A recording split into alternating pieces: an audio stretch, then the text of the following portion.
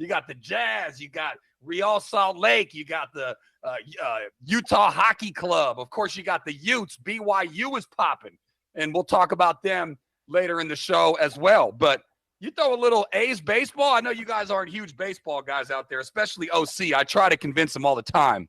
But, yeah, man, all you need is an NFL team, and you're good to go. Yeah, we're almost there. I don't think we're getting the A's, but I guess it's possible if things continue to trend the way they are with Vegas. But trust me, as a person that covered the A's and heard about 9,000 different propositions about how they were going to get it done in Oakland and all these renderings. You know how many renderings? You know what the word rendering means, James?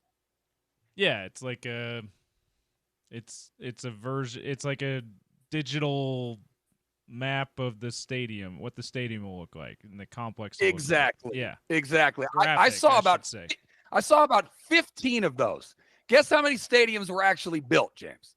Zero is the answer. So, all I'm saying is they've already had 3 different renderings in Vegas for the proposed A's site, and I'm just telling you, the mayor's already come out and says that he doesn't want it, and so I'm just saying anything can happen. But anyways, we're not going to talk about baseball on here. We're going to talk about the Utah Utes. And yesterday, I had, I was trying to be positive, Pete. And we had to talk through it, right? We still had to revisit the bad. We talked with Coach Ludd.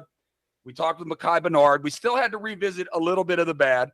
But we also tried to start to slowly turn the page towards points of positivity, which is what today's poll is. And you can text in your thoughts or you can call in with your thoughts, 877-353-0700.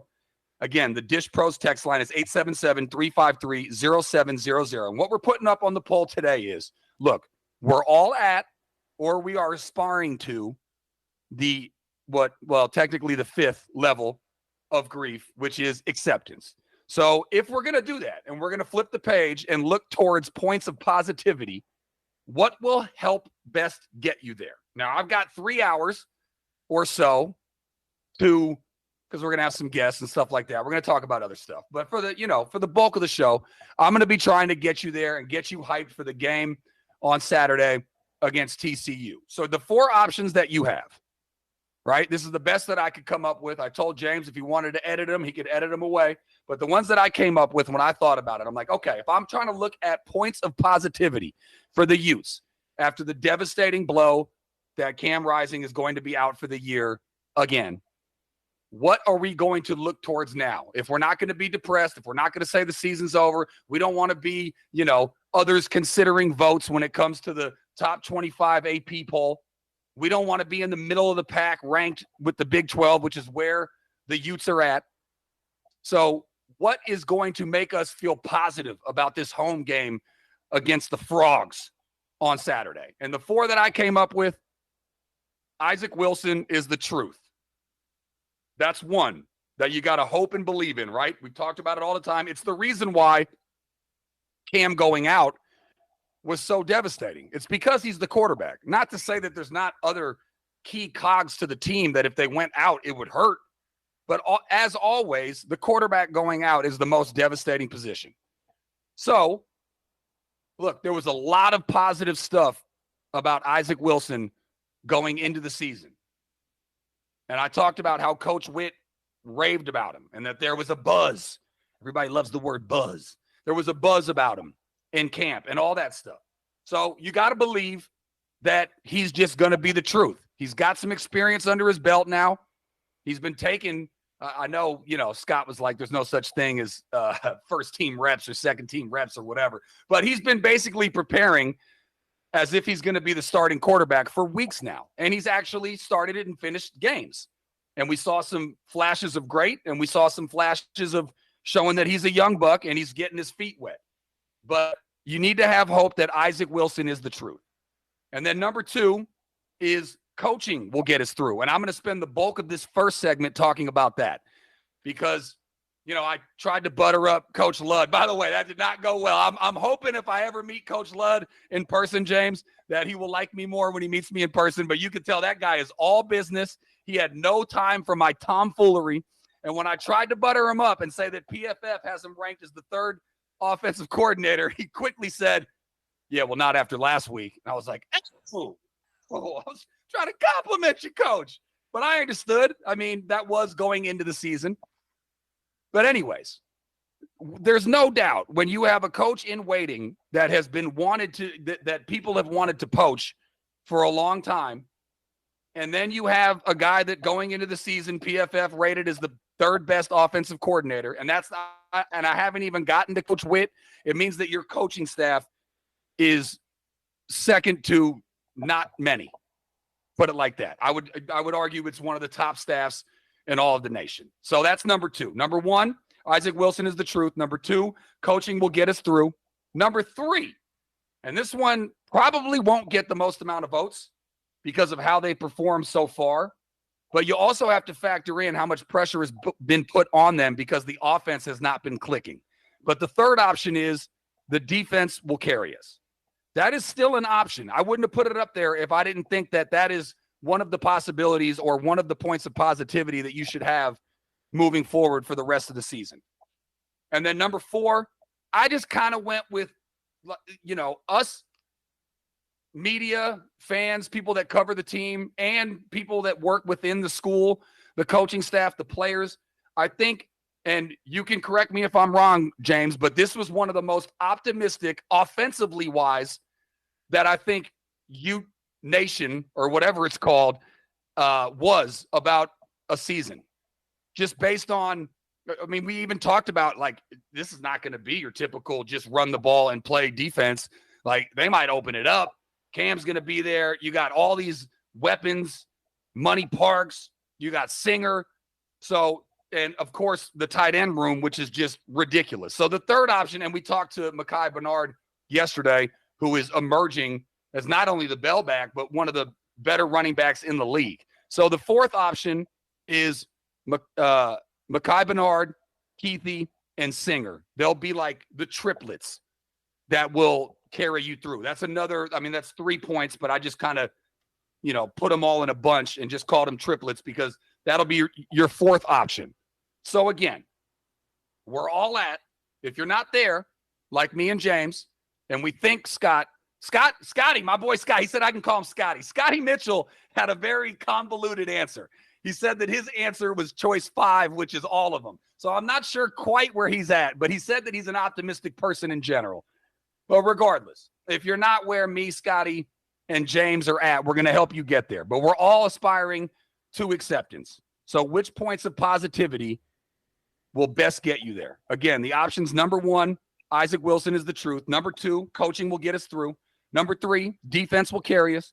Number four, Bernard, Keithy, and Singer will be the triplets that will get us there. So which of those four are you rocking with? You can vote on Twitter. I'm at Zach Sports, ZAK Sports, and then, of course, the station at ESPN 700. And as I mentioned before, you can text in or call in 877-353-0700. So those are the options. I ran it by you, James. You said you liked the poll. How you feeling about the poll? And which of those did you vote on if you had to vote? I think I'll do the coaching will get us through. Okay. That's what I selected as well. And I'm glad that I'm not totally confident that Isaac Wilson can carry the team. He has not shown that he'll be able to, and I don't think as a true freshman that's already played half the season, by the end of the season, he's going to get there. Mm-hmm. I don't. That's understandable. And because of that, I mean, Mekhi doesn't necessarily depend on the quarterback, but Keithy and Singer certainly do. So that's one of the reasons why I wouldn't do option 4. And the defense has been good as a scoring defense, but they're giving up way too many rushing yards in particular. Yep. It just looks, and they're dealing with a ton of injuries themselves, man. Like, yeah, I know. Karene Reed, Connor O'Toole, etc. So they've got their own. They're missing their own guys there, which is one of the reasons why they're giving up a ton of those yards. That's why I think the only real dependable one for the rest of the season is this great coaching staff, and it is a great coaching staff. I think we saw them piece together an 8-win season last year with everyone out, it seemed like, by the middle of the season. I think they can I think if they're going to get to 10 wins that they probably need to get to get to the Big 12 championship game, they're going to have to lean on that great coaching staff. Well, that leads me to the opening segment, and the opening segment is brought to you by Alvi Armani. If you are having hair issues, gentlemen, or ladies, maybe it's just thinning more than you'd like, let Alvi Armani help you out. Find them online at alviarmani.com. Tell them ESPN 792.1 FM sent you. So that leads me to the opening segment, because that's essentially why I chose coaching as well. Look, hey, I don't know. Same page, me and you. Let's go. Yeah. And we certainly didn't plan that out. We're not one of those scripted shows. If we were a scripted show, you would have chose something different. That's usually what they do peel the curtain back again on this industry, which I did a little bit yesterday. But I feel like the listeners like to know a little bit about what goes on in our business. There are a lot of shows where guys will sit down and they'll go, what side are you going to take? And then, the person will take the other side so that they have argumentative radio. That's just a fact about radio. Yeah. It's true. So, I mean, it's sad but true. That's not what we do, though. We're genuine. No, that's not how we do it. We're genuine radio professionals. 100%. We don't do negative radio just because it gets better ratings, and we don't do argumentative radio just because it gets ratings. What is it? Embrace debate is what they what they all do. Embrace debate. So, yeah. See, my thing is that means that you're just not good at radio. To me, you do whatever's natural. So if we do disagree, you can do debate radio. But you don't force the argument. I'm not going to sit there and pretend like I'm passionate about one side if I don't believe it. But anyways, that's your behind the curtain portion of the show, at least for now. However, that leads me to the option 2 of coaching will get us through. And James touched on it, but I went back and looked, because obviously the Rose Bowl game, Cam Rising's out, and it's not only a punch to the, I'll say, gut. It wasn't only a punch to the gut that he got hurt during the game, but also realizing that all of next year is just chalked, right? Like whatever we wanted to talk about yesterday about depressed, season's over or whatever, it was kind of really that last year going into it, because you weren't necessarily thrilled with what your options were in terms of who was going to step in for Cam, throughout the season. I mean, no offense to Bryson Barnes and a little bit of Nate Johnson, but, for the most part, you realized you did not have a quarterback, and so you realized that your season was over. However, very, very competitive throughout the year, in a year where they should not have been. So you lose the Rose Bowl, and you come back, you start the next year, and you're sitting there and you're going, okay, what are we going to do? What are we going to do? And you come out the gates and you beat Florida. Now, you're going to have to remind me, James, and you probably don't know, and maybe you can look it up while I'm just rambling, but I'm going to assume that in the majority of these games, Utah was the underdog going in. Now, they open up with a win against Florida. The next week, they play Baylor. They win. The next week, they play Weber State. They win. You're sitting there at 3-0. Then you're at home against UCLA. You win. A very low-scoring game, but who cares how you win? Then you play Oregon State. You lose that game. You smack up my Cal Bears the next week. The next week, you go to USC and win. We don't need to talk about the Oregon-Utah game. In Utah, I'm sure Ute fans remember it very dearly. But look, Oregon was number 6 overall. But they come in, beat you 35-6. Next week, you beat the brakes off of Arizona State, 55-3. Next week, you lose to number 2 Washington, but it was a one-score game. You lost 35-28. Then you lose pretty handily to Arizona. You beat Dion and them boys. You beat Colorado at home. And then you get a bowl game out of all of that, and you lose to Northwestern in a one-score game. All of this without a quarterback.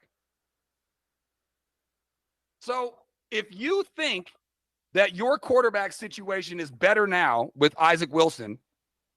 And I don't know, maybe we should have put that on the poll, James. I mean, is it obvious, or am I just thinking that it's obvious that the quarterback situation is much better now with Isaac Wilson than it was last year with Bryson Barnes? I think talent-wise, absolutely. As far as execution, it's looking mostly the same.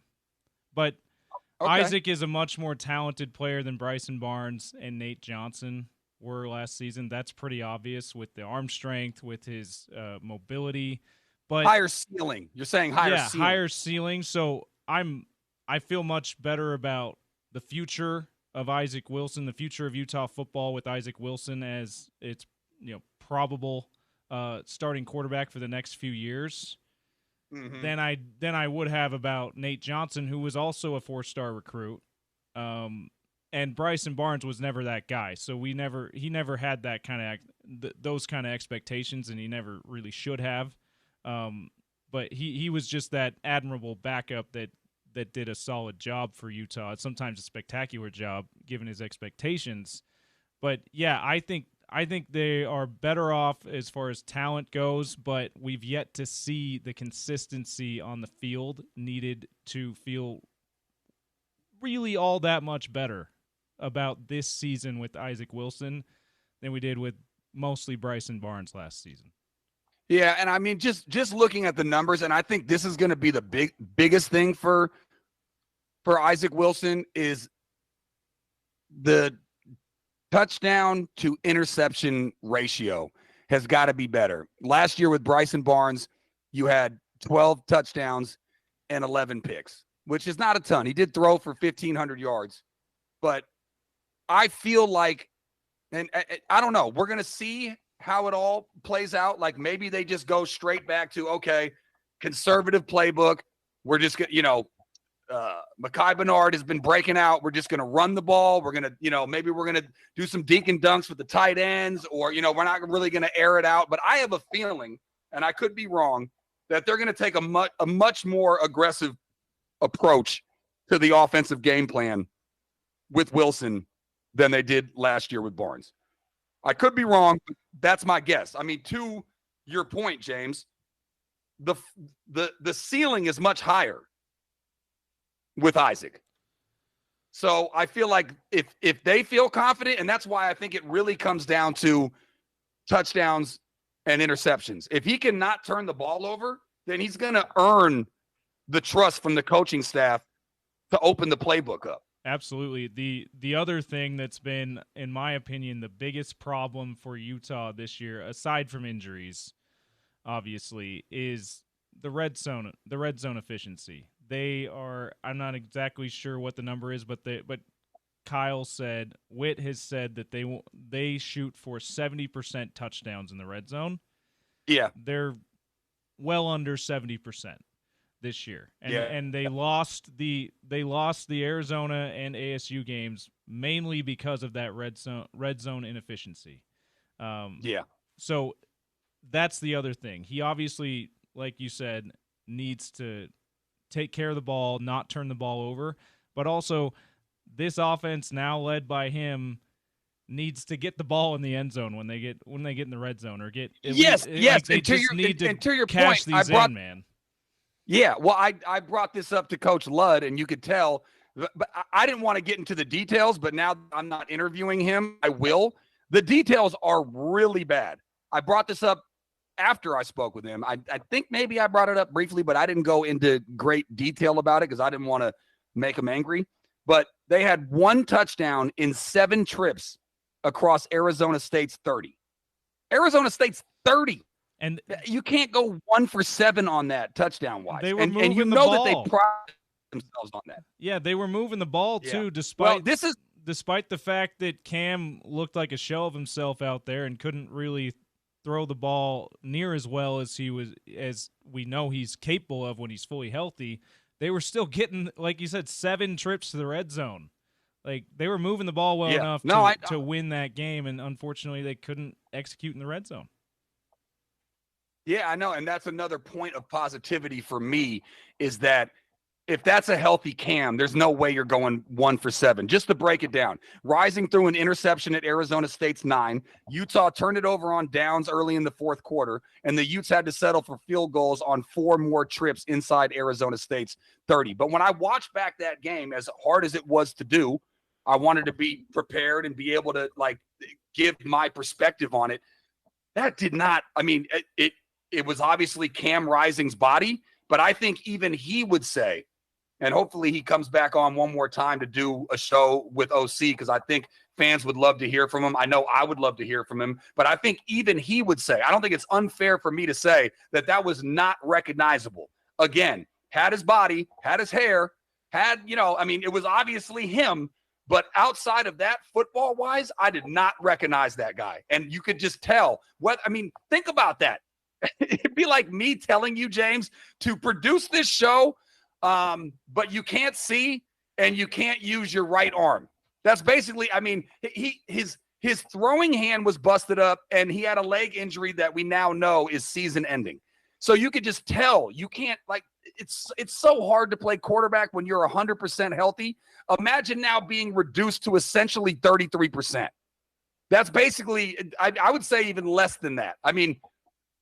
33% is being generous. He looked more like 5 to 10% of himself. There were throws that he would always normally make. He's 10 times more accurate. And then he couldn't use his legs and be mobile or extend plays. Think about all the good NFL quarterbacks that are out there. What's the one trait that they all share for the most part? Outside of Kirk Cousins. Extended plays, man. Extended play. And that doesn't mean running quarterback, James. No. That just means when exactly. You move around a little bit, and then you find the open guy. You don't have to run for 50 yards to be a quarterback that extends plays. It means that given that 3 to 4, 5 second window that you have and guys aren't open, you can bounce around. You can feel the pressure coming from the left or the right or right in front of you, and you bounce around, extend the plays, and then DBs can only cover for so long. Eventually, somebody's going to be open, and you hit the guy. Cam was having to go to his first, second, or third read because he could not extend plays that well. And then even when he found those reads, James, he wasn't putting the oomph that he had, whether it was because he couldn't plant his legs, which is part of throwing, or because his hand was bothering him, because that's obviously part of throwing. So all I'm saying is finding the positive points within the negativity is that I don't think that they'll be as incompetent as they were in the red zone if they have a guy that just in the least, even if he's not as good as Cam, and I'm certainly not trying to compare Isaac to Cam, but even if he's a guy that is healthy enough to make the throw when a guy's open, you'd have something better than you had last week with Cam. And I don't think I'm being unfair to Cam. I'm not trying to say anything disparaging to him. I'm pointing out all the reasons why. And again, I think that's something that he would agree with. But if you go back and you look at the film, there was no way you were going to have any sort of competent red zone offense. And again, to your point, James, they were moving the ball, but you need a lot more of those attributes that I'm talking about when you get to the red zone, because the field shrinks and it's harder to score.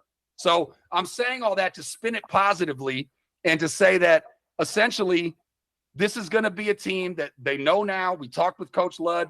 They know who the quarterback's going to be now. And I think this coaching staff is probably very angry. Again, I don't know them personally, James, but I bet you that every day that they wake up, they are firing angry about the past couple of games.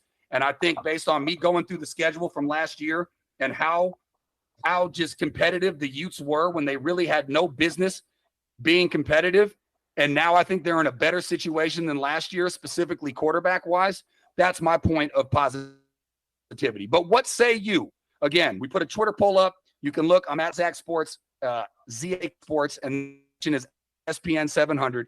We're trying to get to acceptance. We're trying to be positive, so we're looking for points of positivity. Which one will best get you there? Will Isaac Wilson be the truth? Will the coaching get you through? Will the defense carry you?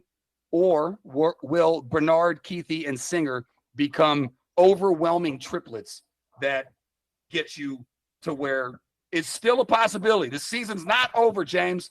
I know I'm going to be doing shows in the future, and maybe I'll sound a little bit more doom and gloom then. But as of right now, I'm not doom and gloom. And so we're focusing on the positive, trying to get you there. So you can vote, again, at Zach Sports, ZAK Sports, at ESPN 700. Vote, comment, all that good stuff. You can also weigh in on the text line, or you can call in 877-353-0700. Coming up next, let's talk some round ball. Basketball is around the corner. I can tell from my Twitter feed or X feed, James, that basketball is very near.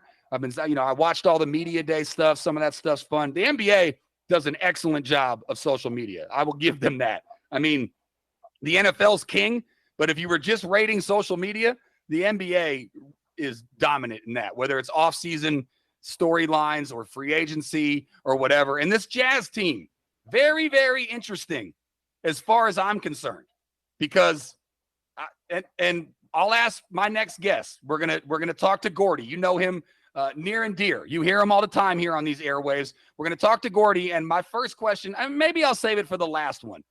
Should I go appetizer, main meal, dessert, James, or do you want me to go dessert first and then get into the other stuff? Because I'm going to ask him what I think is a very poignant question about this Utah Jazz squad going into 2024. What do you think? I like it. Let's go with what you got planned, man. I love it.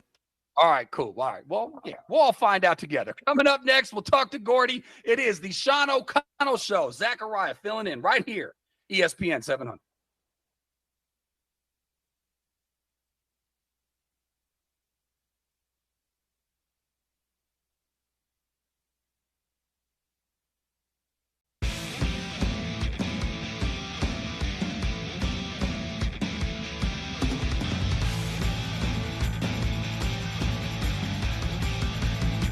Like 4.5 minutes. 4.5 more minutes.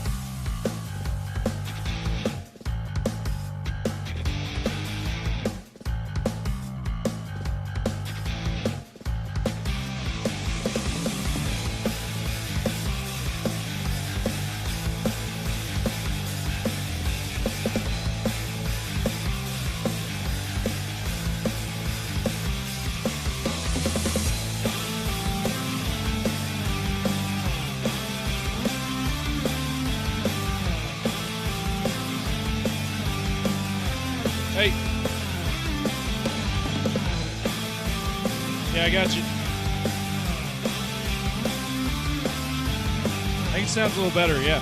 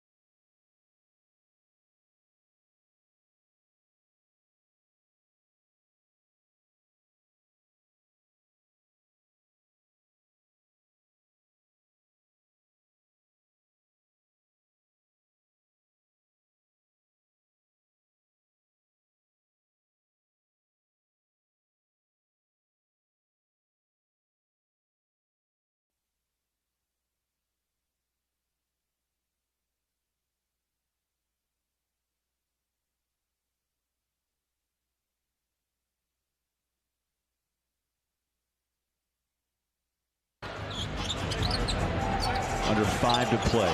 First half, Keontae George rushes inside off the glass. I like the patience by the second year. There you have it. Keontae George, runner in Tuesday's preseason win over the Sacramento Kings. Of his team leading 24 points, courtesy of SEG Media. Craig Bowlerjack on the call. What an excellent name, Craig Bowlerjack. I like that name a lot. And I also like this name, and I'm sure you do too. It is Gordy Chiesa. And I want to give this man the proper introduction. One of a select few assistant coaches to serve in both the finals and the NCAA Final Four. He's a former Metro Athletic Conference Coach of the Year in my birth year of 1983. And most importantly, this is a Hall of Famer right here. Hudson County Sports Hall of Famer. Gordy, how are you, buddy? Zach, I'm doing well. Thanks for the shout out. Yeah, you got it. You know, everybody needs the proper introduction. And I obviously I Wikipedia'd you, but those are some impressive accolades, sir. That's a long time ago, but the most important thing as we speak right now is, Zach, preseason ends this week, and then this weekend's that thing called Cutdown Weekend, and then the season starts in the NBA on Tuesday night. In jazz basketball, they host the Grizzlies on Wednesday night. So it should be an interesting next few days. The final rosters making your team and how it plays out. Absolutely. And of course, our guy Gordy is brought to you by Canyon's Edge. Canyon's Edge Sports Pub in Holiday is the place to be, with delicious food and drinks, a lively atmosphere, and every play on one of our many big screens. You just can't beat it. Located near the mouth of Big Cottonwood Canyon, Canyon's Edge Sports Pub, where every game is a win. All right, Gordy, I'm going to save. I know you're speaking that intro right there. I actually right around the corner from there. I go to that place all the time. Oh, then look at you looking out for our sponsor, Gordy. House lit. I don't exaggerate, Zach. A minute and a half away. I go. Okay, all right. It's a really neat place. Okay, well, next time I'm down there, I'm gonna have you I'll take you out there, and we'll go catch some basketball or something like that. All right, so let's get into it. I know you're gonna have a list at the end of the segment, and I have a big question that I want to ask you at the end of the segment. But right now, we just heard a highlight from Keontae George. Talk to me about this shifty scoring guard coming out of Baylor. Some people think maybe Danny Ainge and co stole him with the 16th pick. What do you make of this guy going into his second year? Does he have what from you, Mr. Basketball Mind? You've seen a lot of players both either develop into stars or flop. Where do you see this guy going? I like his upside tremendously. And let's add to that, he's averaging, Zach, 15.8 points per game, shooting this preseason in the 4 games he's played in, 51.4 and 44.4 from 3. Add to that, as all young players, the second and third year, like in all sports, the game slows down for you visually, so you make better reads. And that's what he's done so far in the preseason. He's more under control. Decision-making is much more solid, and that just generally speaking, he's an organizer on the court. Zach, when you're a point guard in the NBA, your world changes every 24 seconds, where in the beginning of a possession is that you have to get everybody organized and then make a play. What's the play? We don't know. It could be a set play. It could be a broken play. It could be a quick hitter. But whatever it is, your job is to get the team organized. So you're trying to get everybody involved. And then usually speaking, the better guards, just generally speaking, with the exception being an exception, you become more of an offensive threat and a low shot clock. And that's Keontae George right now. Yeah, and I think what's interesting about him is he was always viewed, in terms of, if you read all the draft previews, he was looked at as a guy that was an automatic bucket, microwave offense or whatever. And now I think he's starting to develop more of the playmaking. And like you said, like more of the point guard mentality, upping the assists, more of facilitating, even though he is mainly looking to shoot. Now, everything that we've talked about, though, Gordy, is on the offensive end. Talk to me about how you see him defensively. Well, defensively, again, he's size challenged. In that, so he's got to learn how to use his chest and use his hands more without hand checking. So it's that fine line. Zach, in the NBA, just like in the NFL, technique is everything defensively. that you've got to be able to use your hands legally and to move your feet as far as go from point A to point B to point C, and that you've got to have, I call it, traction on your soles, meaning what? Staying balanced. And so he's not mastered that yet. Like all young players, it's a process. Sometimes it's painful, and so he's got to be able to guard his position. Again, when you're a point guard in the NBA and/or on perimeter, you're the first line of defense, and that your sole purpose defensively is the ball contain. And if you get beat at the point of attack consistently, that compromises the defense, and usually speaking, the bigs are in early foul trouble, and suddenly there's anger issues on the court. All right, this is going to be my last question, but it's going to be a long and loaded one, but you got a sharp mind, Gordy, so I know you're going to keep up with all of it because I want to make sure we get to your list. The interesting part about this team to me is that you're looking at a team that has a lot of young guys that they want to develop and see take the next step, along with guys like Markkanen, Clarkson, Colin Sexton, and John Collins that are more of the guys that have been in the league. They're not old by any stretch of the imagination, but they're older when it comes to this roster. And I think a lot of the critique, if you read NBA previews and stuff like that, I know you don't need to do that because you're a preview in and of yourself, Gordy. But if you're a guy like me and you read the previews, the biggest thing is, what are they really doing? Because are they going – it's a loaded Western Conference. Most teams would probably not pick them to be on the playoffs, even if maybe on the fringe of the play-in. But at the same time, it seems like they're going to be good enough to where they're not going to get a top 5 pick. And I know that they've traded their pick when they got Derek Favors' contract off of their books. So it's a top 10 protected pick, which means they need to pick in the top 10, which means they need to not be really good. Gordy, again, I told you it was going to be a long-winded question, but what is the best case scenario for the Jazz team this year? The best case scenario is to try to long-term play the younger guys. And so Larry Markkanen is such a force offensively, and he's really a good player, and so is Sexton. And so play all those guys to start as far as the veterans, and then sometimes there'll be injuries, God forbid, and that will dictate the rest of the season. And then you've got to infiltrate as far as playing the younger guys through their mistakes. So, for example, a huge part, Zach, of Jazz basketball is Taylor Hendricks, that he's got to play through his mistakes. And in the preseason right now, Zach, he leads the Jazz in most minutes played at 26.9, and that tells us that they're committed to him, that he's going to play. And also the young guy Cody Williams, who's a major young talent. So start out this season with the mindset that we're going to play. We're going to play the guys, the veteran guys, and then the secondary younger guys. They're going to play. If there's an injuries factor or things don't work out, then make that switch right away. They're trying to thread the needle of trying to be competitive in a highly combustible sport, meaning the Western Conference, but also play these young guys. Can they pull it off? Let's all watch, Zach. And that's many teams, though. See, mine's the teams in the West at the top, where the Thunder went through this.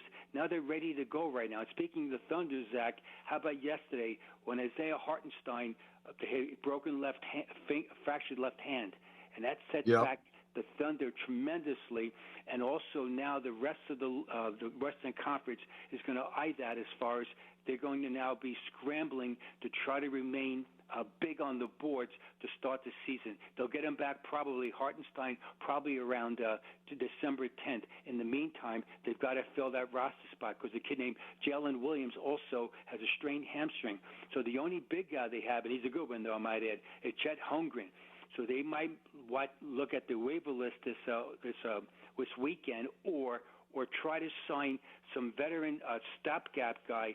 So Zach, someone like Dwayne Devin, from the Warriors, someone like Bismack Biyombo, someone like Robin Lopez, someone like JaVale McGee, from the Warriors also, that they'll try to sign somebody to be a stopgap to back up Holmgren. So the West has changed dramatically just by one injury.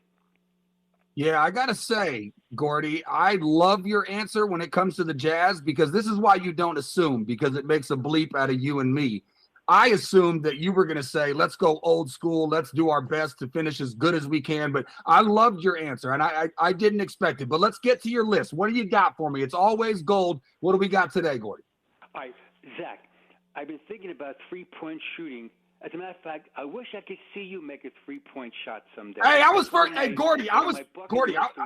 Gordy, Gordy, I was first team all league. I was first team all league.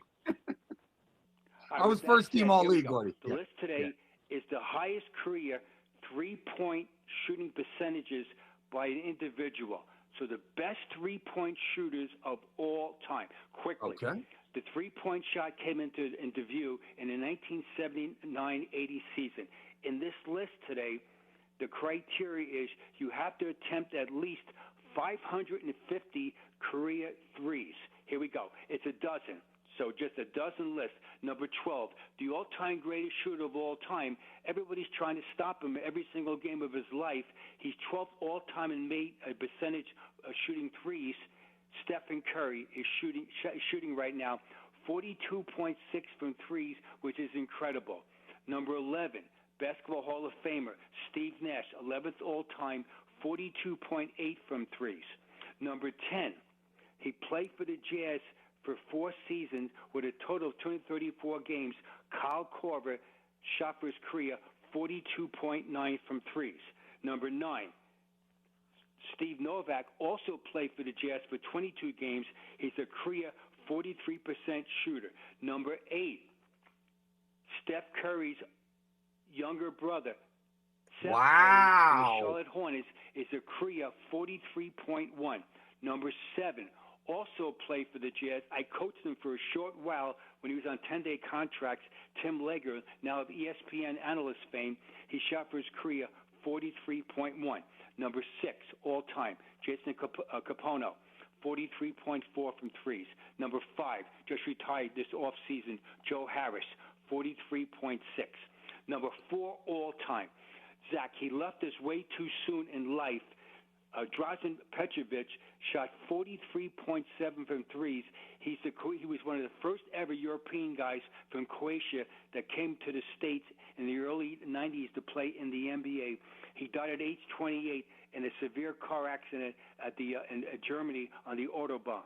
And he's also in the Hall of Fame, which shows you that what could have been his career. Number 3 all-time, he plays for the Memphis Grizzlies right now. Luke Kennard is a 43.9 three-point shooter. Number 2, Zach, he is the head coach of the North Carolina Tar Heels.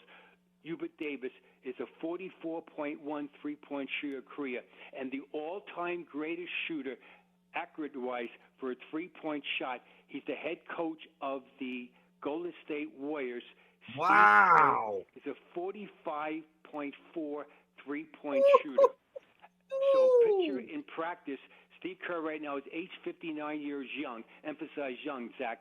So picture him and Steph Curry. Yo, man, let's have a shooting contest. And they do it. Steph Yeah. is, as far as the world's greatest shooter, I wouldn't bet all the time him winning against Steve Kerr. Thus, that's my list of the day. Quickly, one more point. How about in jazz basketball? The all-time leader in jazz basketball, as far as shooting percentage-wise from threes, is the Aussie with a swag, Joe Ingles. He is a 41% three-point shooter, and he did it, with a swag.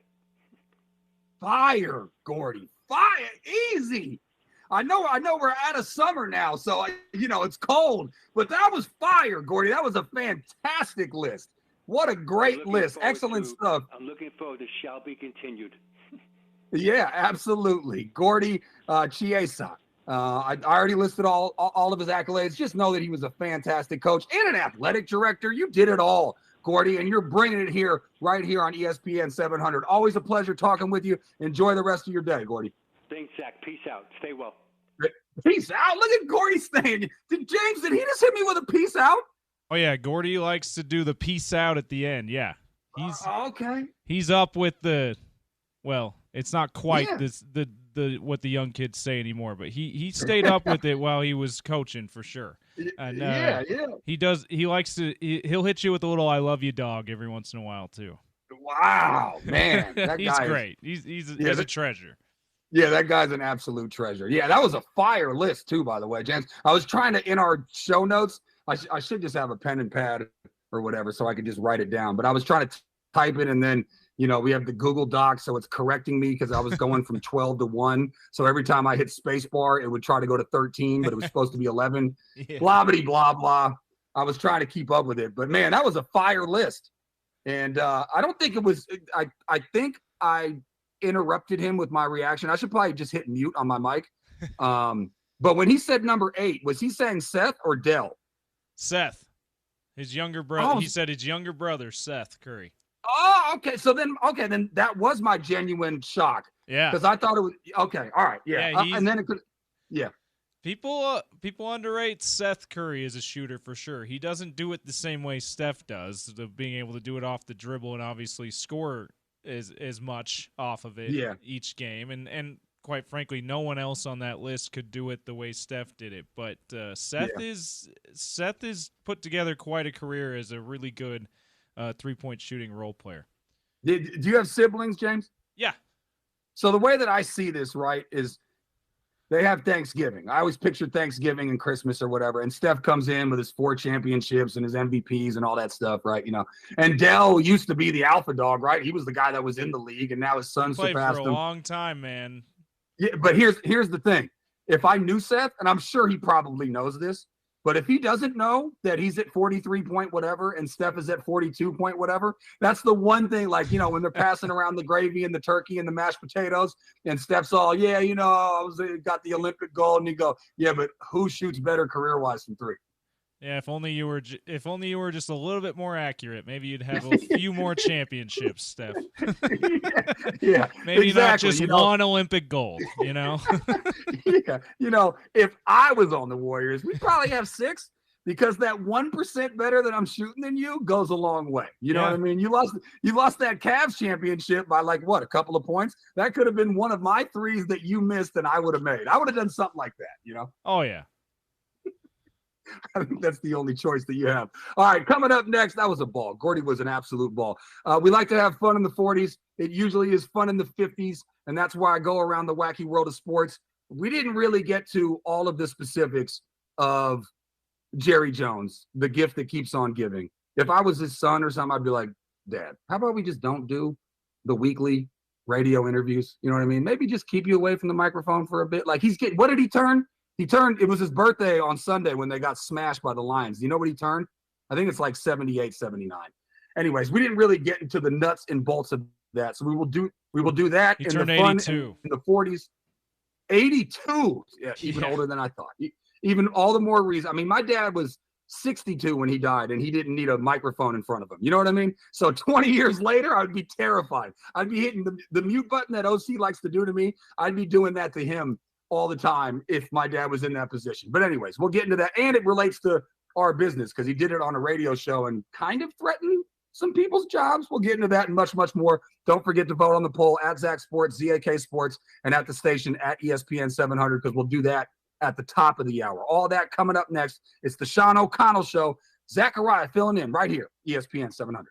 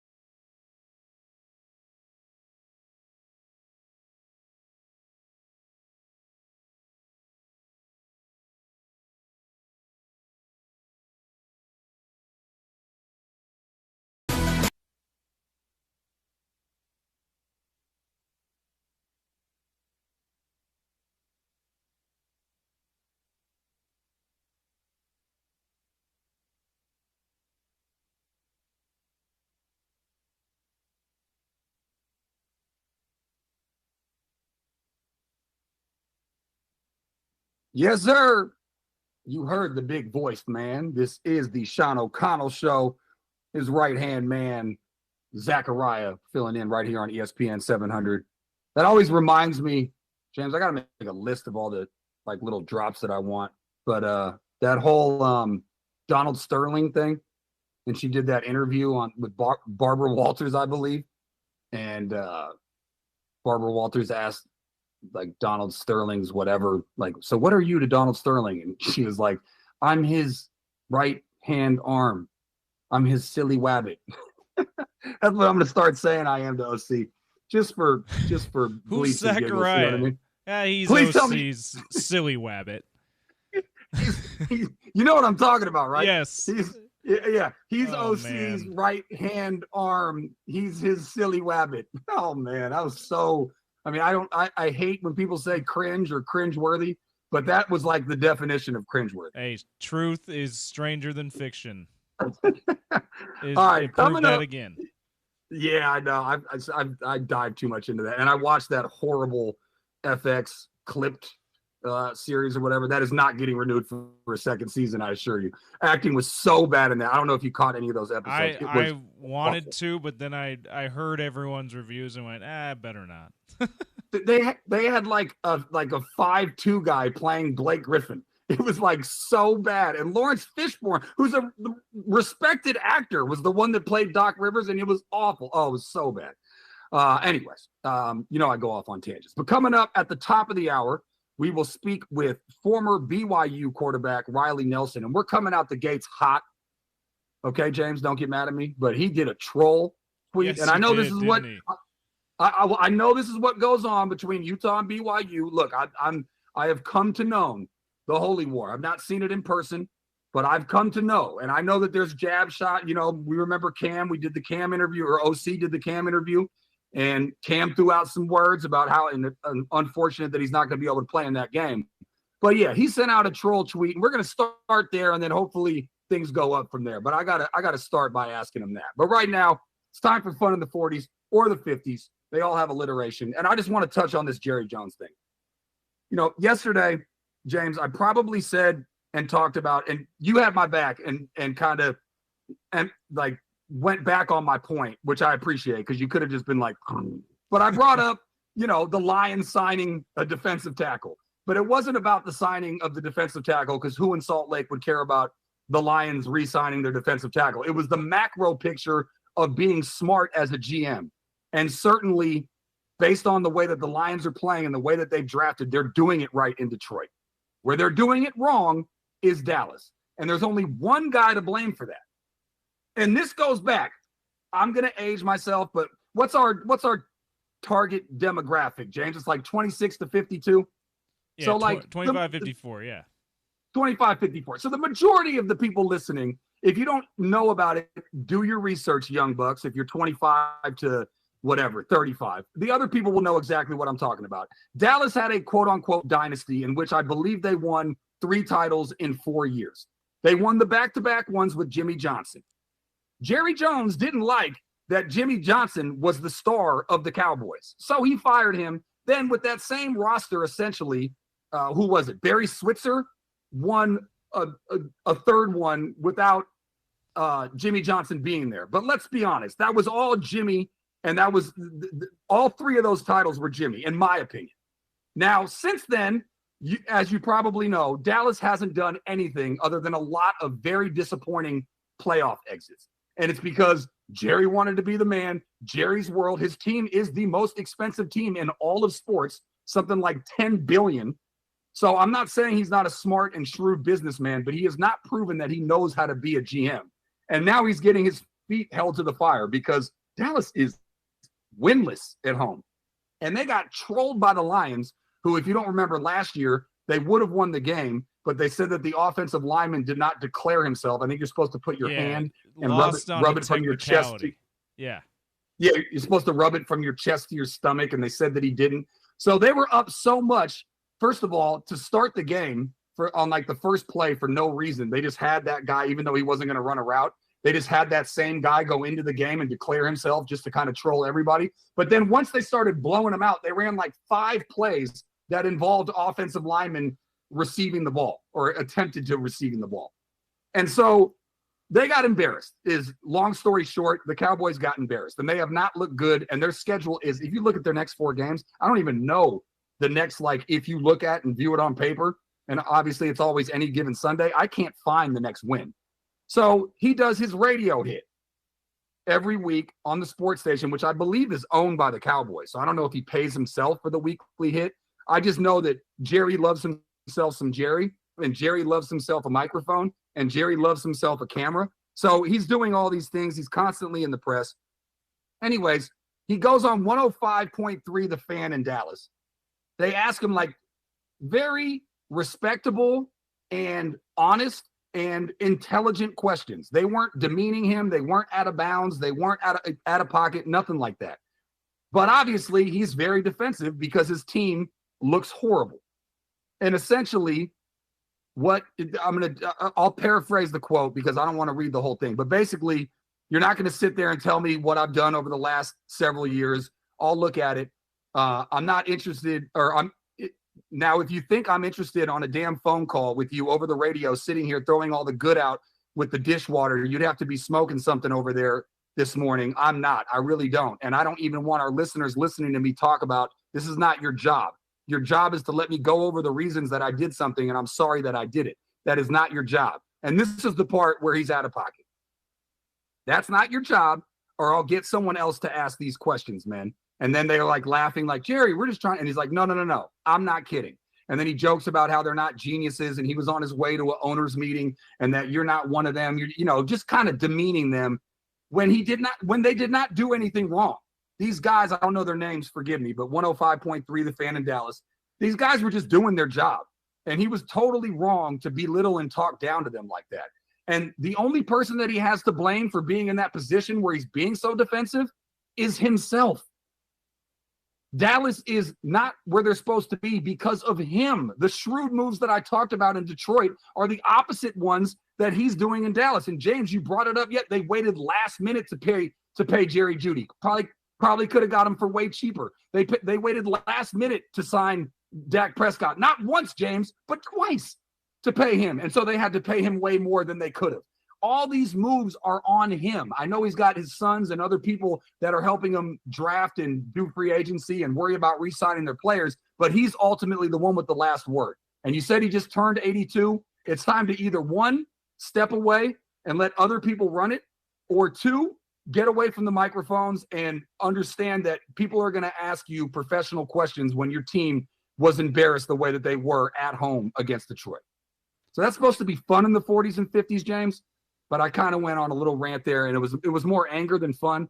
But I had to get that out there specifically because it hit me hard, because I would feel some type of way if I was in that position and I felt like I was just doing my job. And then the owner of the team that we cover at that station ripped into me like that and basically said, I'll replace you. And you're so beneath me that you can't even ask these very respectable and professional questions on my end. Okay, I'm off my soapbox. Is that the phrase? Rant over? Yeah. Something like that. Rant over, off the soapbox. Yeah. All right. One of those two guys was on with Dan Patrick yesterday, and he actually said, they asked him, like, did you feel your job was threatened? And he said, nah, our management at the station has told us they haven't told us anything about that. So we do not feel like our job is threatened at all. He did say, yeah, it was definitely out of line, but we're not worried about our jobs at all. So all right. Well, that's good.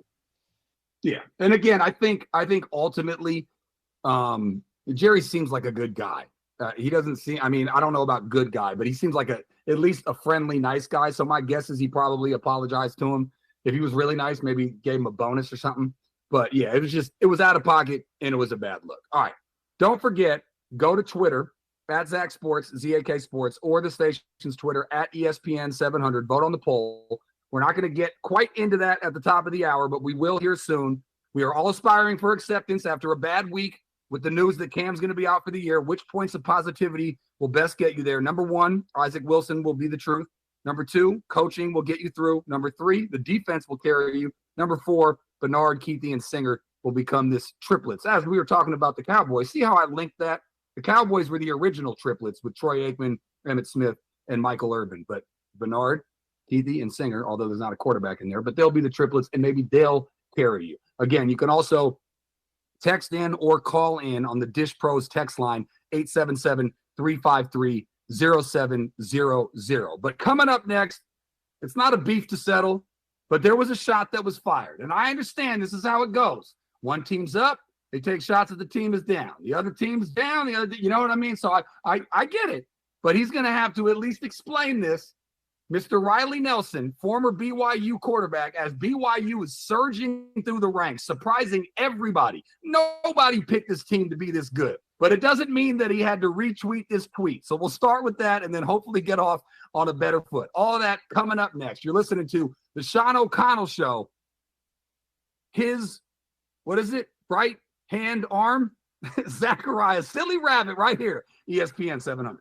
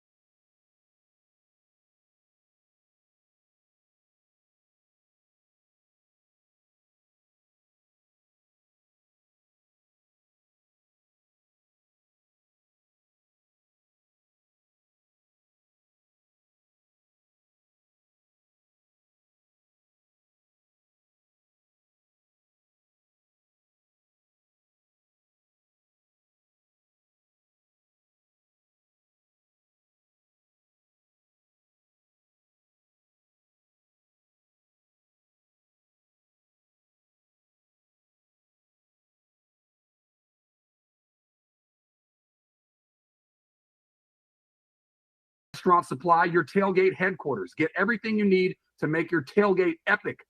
3500 Southwest Temple, standardrestaurant.com. Riley, thanks for joining me. We're going to get off on a bad note, but then we're going to get on a good note. How are you doing, sir? Doing good. I'm glad to be on with you. All right. I got to ask you about this retweet, okay? Because I do my research before I interview guests. And I'm not going to read it directly because I don't want to make the Utah Utes fans mad. But it was something along the lines of, because you mocked up Arizona, that you said nobody beats up our little brother at home and gets away with it. Can you explain your tweet, sir? That was actually some pretty, I thought that was some pretty good banter. I don't typically tend to engage because of how quickly the discourse can devolve into just like very sophomoric name calling and everybody's feelings getting hurt. But when I see a piece of rivalry banter that is like truly witty, which that was to me, because they just flipped the script. I mean, the other line that I heard too that I like was like, how quickly has it changed to Utah fans were like, yeah, well, we've got bigger fish to fry. We don't care. Like if BYU beats Utah, that makes their whole season. We've got other and bigger goals. And now here we are. That literally was like a year or two later. And now here we are. Utah's season's kind of mired down. They're kind, with the 2 losses, looking like they're going to need a ton of help to even sniff the conference championship. Meanwhile, BYU's in control of their own destiny and playing really well. And it's looking like Utah's entire season, is going to hang on. It will only be resolved if they can, get BYU on November 9th in Rice Eccles. Still a lot of football to play, still a lot of things, but anyway, sorry, why I bring up that one comment is because the other one is because, the superiority complex of Utah, through the decade of the 2010s was just very heavy and thick, and for good reasons. Obviously, you got 9 straight wins in there and some other things, but at times it just felt like it felt very insufferable. And so I thought the play on, nobody comes and beats up our little brother and gets away with it was pretty funny considering how quickly the discourse has changed around the rivalry in the state. No, yeah, I'll give you that. It wasn't, and I've heard it can get very nasty, and I'll give you that. It was witty, and I'm mainly just messing around. But yeah. So, anyways, before we get into BYU and their very surprising year, and Utah surprising on the bad end, more disappointing than surprising. Tell me a little bit more. Educate me more on just how, because, okay, I went to Cal, right? So there's a Cal-Stanford rivalry, and there's rivalries everywhere, right? I mean, there's different names for different rivalries. Ours is the big game or whatever. I don't know. I'm not sure how old you are, but there was the band is on the field. And so I can understand how, but try to describe to me, because I know OC has told me numerous times that, like, I don't really know what a rivalry thing is until I know about the Holy War. So just give me some background, your experience playing in it and your experience being around it, so that I can get a little bit more of an idea of just how heated it can get. Well, and I don't profess to know, the rivalry between Cal and Stanford, but here's the thing. Well, I'll just say this. Somewhere around 2000, after Utah and Majerus and all that, they had their Final Four runs. After the Jazz, Karl Malone, John Stockton, all them retire. Like, Utah was a basketball state up to that point. But over the last 20 years, it has firmly become a football state. Anyway, here's what I'm getting. Cal-Stanford, like, as much as during the Harbaugh times or afterwards with, is it Shaw? I'm forgetting the coach. Is it Shaw? Anyway, as much as that you've had that, Cal and Stanford primarily compete on academics and like who can print the most billion-dollar companies and the most breakthrough research, and like that's primarily, like, the football is all kind of like secondary there, as by the way evidenced by the signs at the game day that was recently held at Cal. I thought some of those were tremendous. But football is coming back to the rivalry. It became a football state.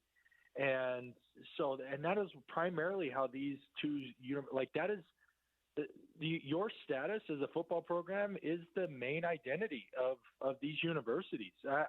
There might be some academics or some arts people or whatever that might want to dispute that, but I'm sorry, this is the United States of America in 2024. Like, football is king, and football is king, and where your football team ranks is a main contributor towards what your identity is as a program. And then when you throw in the aspect that the majority of the people that I know have had families attend both universities, so you truly have families do that. And then you throw in the component of the majority religion here in the state of Utah, which, by the way, the people of those religion vastly are the majority of the students that attend both of those schools. Like the majority of the people at the U, they're members of the Mormon church, just like BYU is a Mormon-owned church. So, like, you throw in that dynamic, where there's a religious aspect and all of that. Plus, since, so Lavelle Edwards obviously had his run, but then Bronco and Kalani have now been able to kind of continue that, maybe not to the level that Lavelle did, but they've been able to continue to take it high. Obviously, you have contributors like Ron McBride who kind of built it up, but then Urban Meyer took that to the next level. And obviously, Kyle Whittingham has been a top 5, top 3 college football coach for the last 20 years. We play some pretty darn good football around here. So when you combine all of those things, plus the product on the field, I mean, when I was there, beat them in overtime, lost on a blocked field goal, then we had a multi-score loss, and then we lost on a missed field goal. And then there's been other games that we can all remember, like BYU getting stuffed on a 2-point conversion to win the game.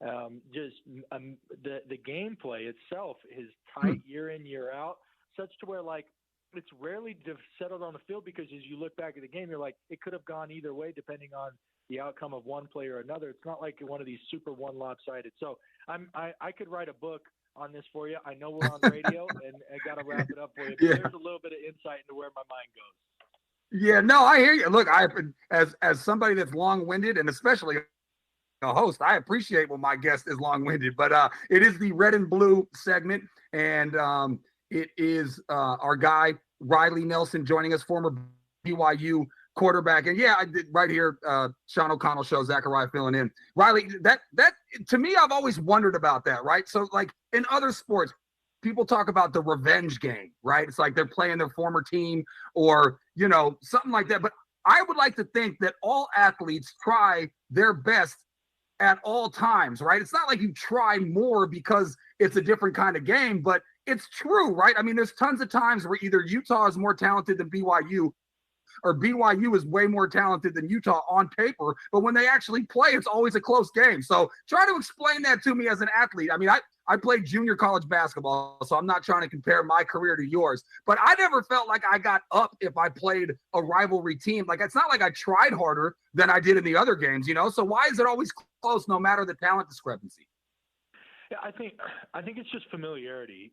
When you play someone that's so when you make sure you play someone every year, and then there is the added, as much as you try and just take the game out and play the game in a vacuum, you can't play the game in a vacuum. So it's important with the community. You get more just kind of bystander, even in the off season, you get more conversations about it. Just your mind share of your rivalry, it takes up a bigger a portion than just any other conference opponent. So that's one element, combined with the fact that being 40 miles apart, and playing each other every year, it's just the outlet of it's.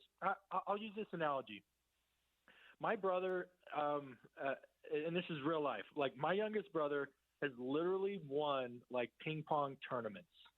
Like, okay, they used to have this big one. Like, he was a 12-year-old, and he goes and he won a $500 cash prize they had up in my little community up in Logan. And like, he was able to wipe the floor with everybody. Like, he even joined the ping pong club in college, and there he was playing against like some real ballers, but still he was competing semifinals, finals, like, great ping pong player.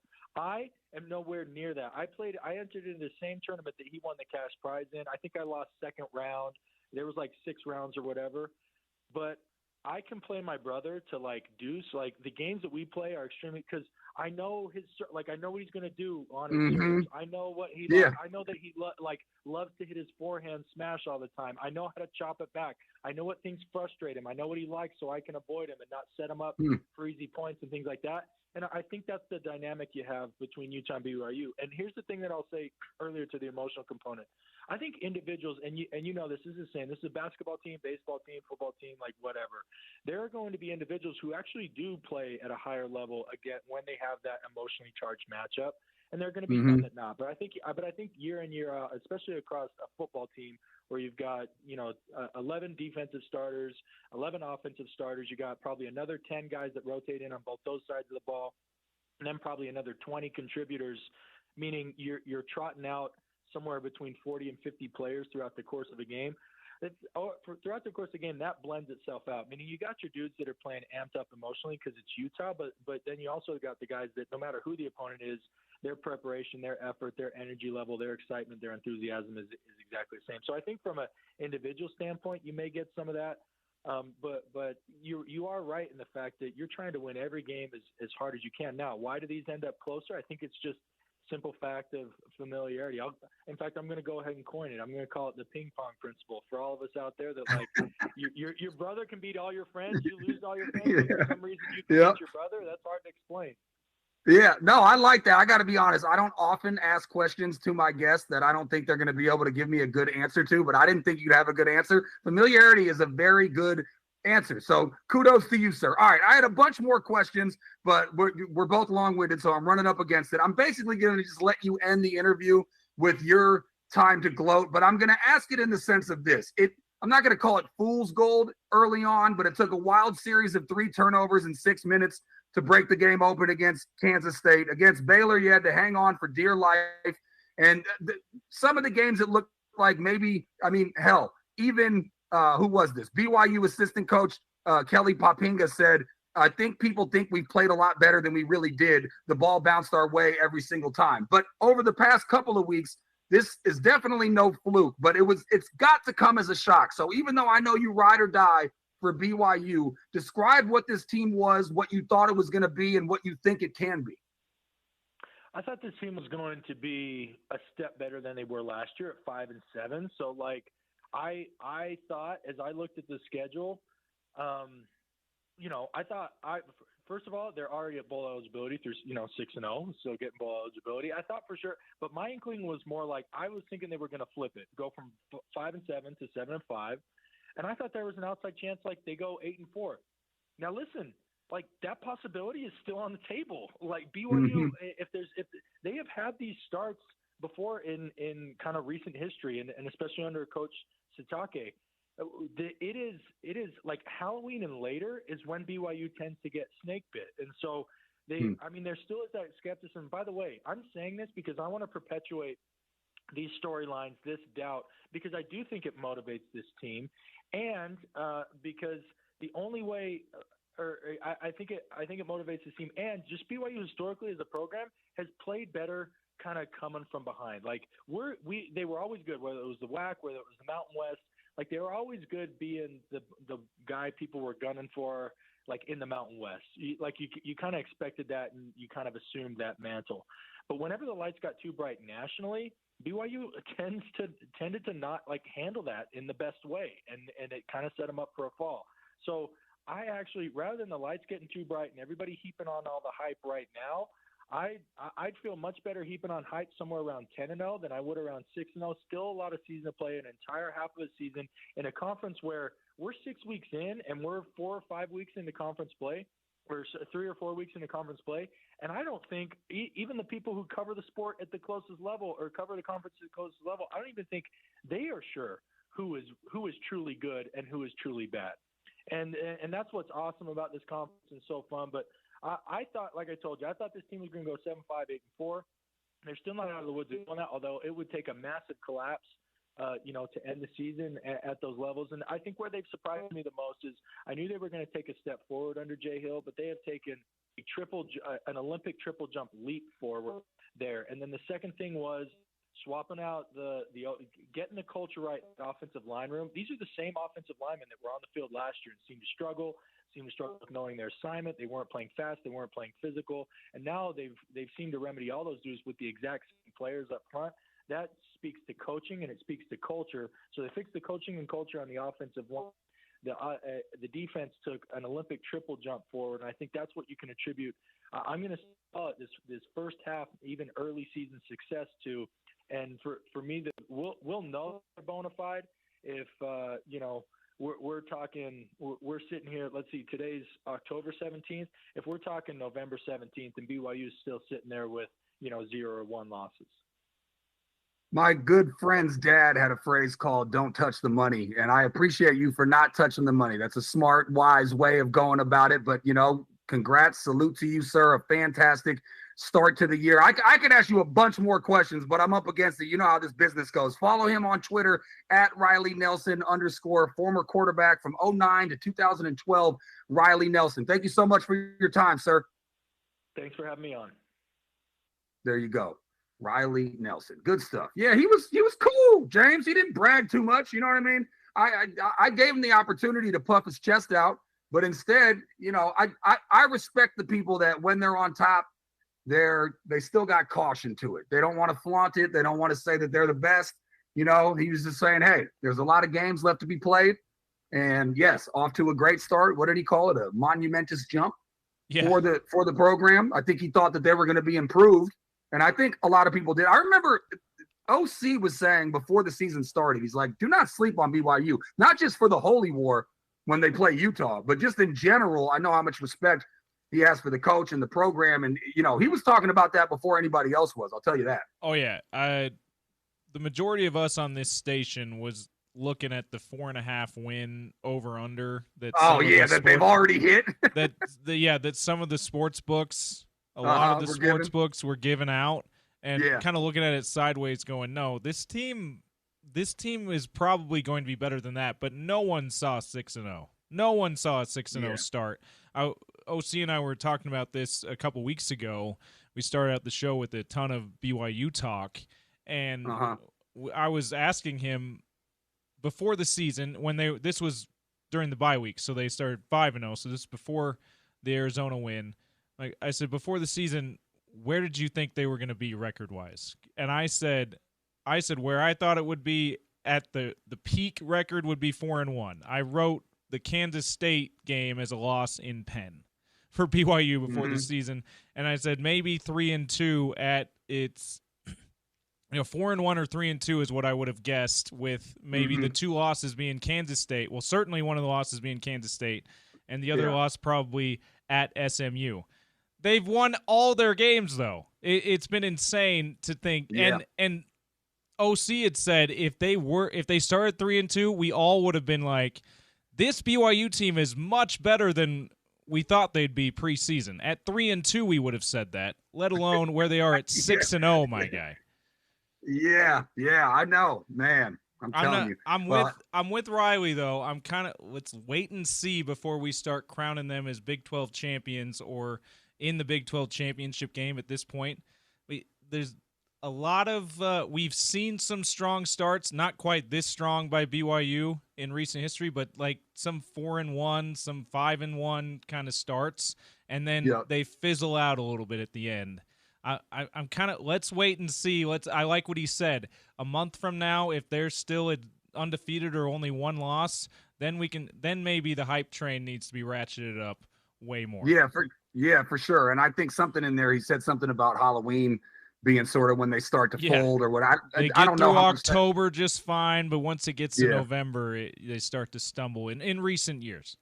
Yeah, we'll see. And as we talked about, regardless of Cam being out, and that was one of my points, is that no matter what the talent is on either side, the games are still competitive. So the Holy War is going to be the Holy War, and hopefully I can make it down for that. But yeah, I mean, that was good stuff. I mean, I got to tip my cap. He could have been a lot more braggadocious and arrogant and pumping his chest out. He did say something about how, Utah's season was kind of fluttering and they'll be lucky and they need a lot of help, and BYU, I mean, which is all facts, but he did not do it in like a bad way. So I had to get us off on a bad foot. That's my job as the home of the Utah Utes here on ESPN 700. I had to call him out for the tweet, but then I think we got a little bit, we're trying to show that red and blue can come together. You know what I mean? Red and blue can come together and everybody makes green, something like that. All right, coming up next, we will get back to the poll question. We haven't had a chance to do that yet, but we will reveal what the results are. I don't even know yet. I did vote, but I haven't seen the results. I voted very early on. But the poll is basically, and the theme over the past couple of shows, yesterday was not a morning show. I think that was more, not morning as in the morning like grieving. Yeah, it's a midday show, Zechariah. Yeah, no, I know. I see. I knew you were going to say something, so I had to correct myself. I think the morning was more with OC on Monday and Tuesday. Wednesday, which is a great day to do this, was kind of like the shifting day. So there was a little bit of morning yesterday, and then a little bit moving towards the positive points, the points of positivity, if you will, as we continue to carve out phrases here on the Sean O'Connell Show with Zachariah filling in. Me and James have two things that we're working on getting trademarked. And, so look, we're moving forward. And now, so I said, okay, if we did that yesterday, and by the end of the show, we said we are now in the acceptance phase, what points of positivity will best get you there? Your options, again, on Twitter, I'm at Zach Sports, ZAK Sports.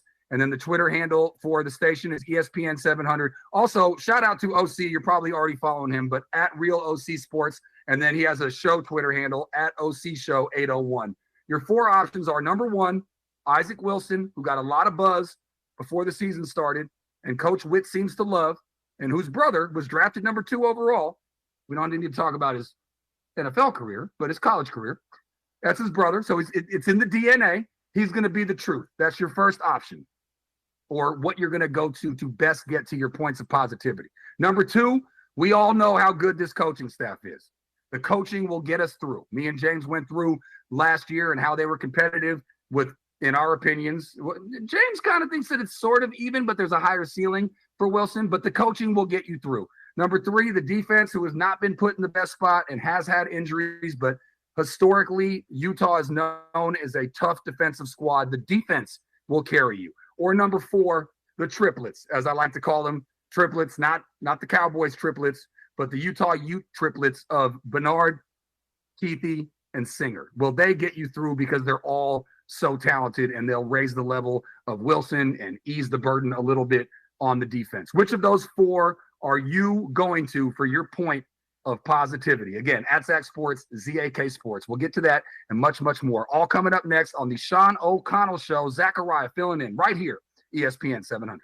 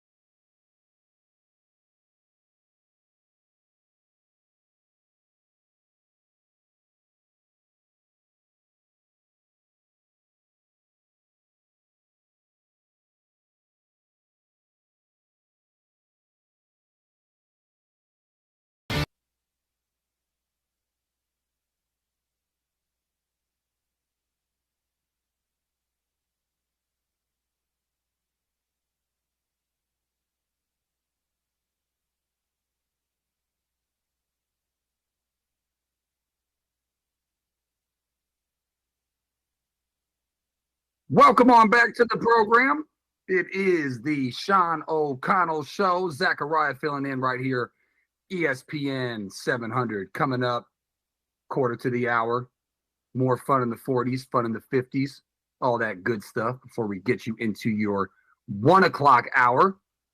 Right now, we want to hear from you, either on the Dish Pros text line, 877-353-0700. You can also call in there, 877-353-0700.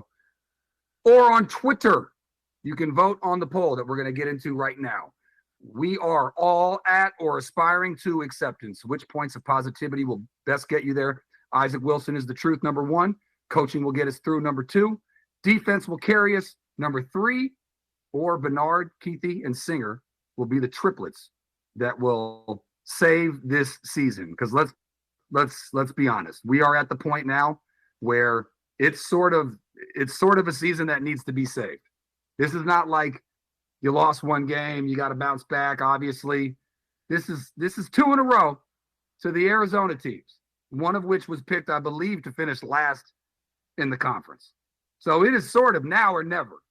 Unfortunately, a lot of that is going to go on the shoulders of Isaac Wilson. But if you go off of what both players and coaches talked about with him in camp, and he came early, so he's a guy that knows the system well. And not only that, it's not like Cam played the beginning of the season and now he's just going to be thrown in there.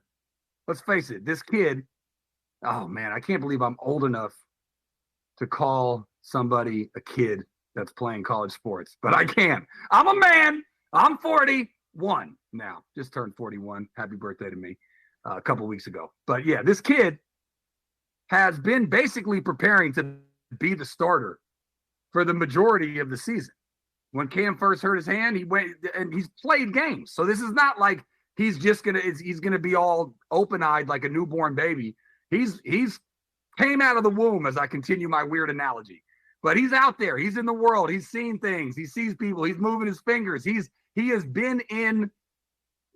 started and finished games, and we've seen both good and bad from him. So a lot of it is going to be put on him.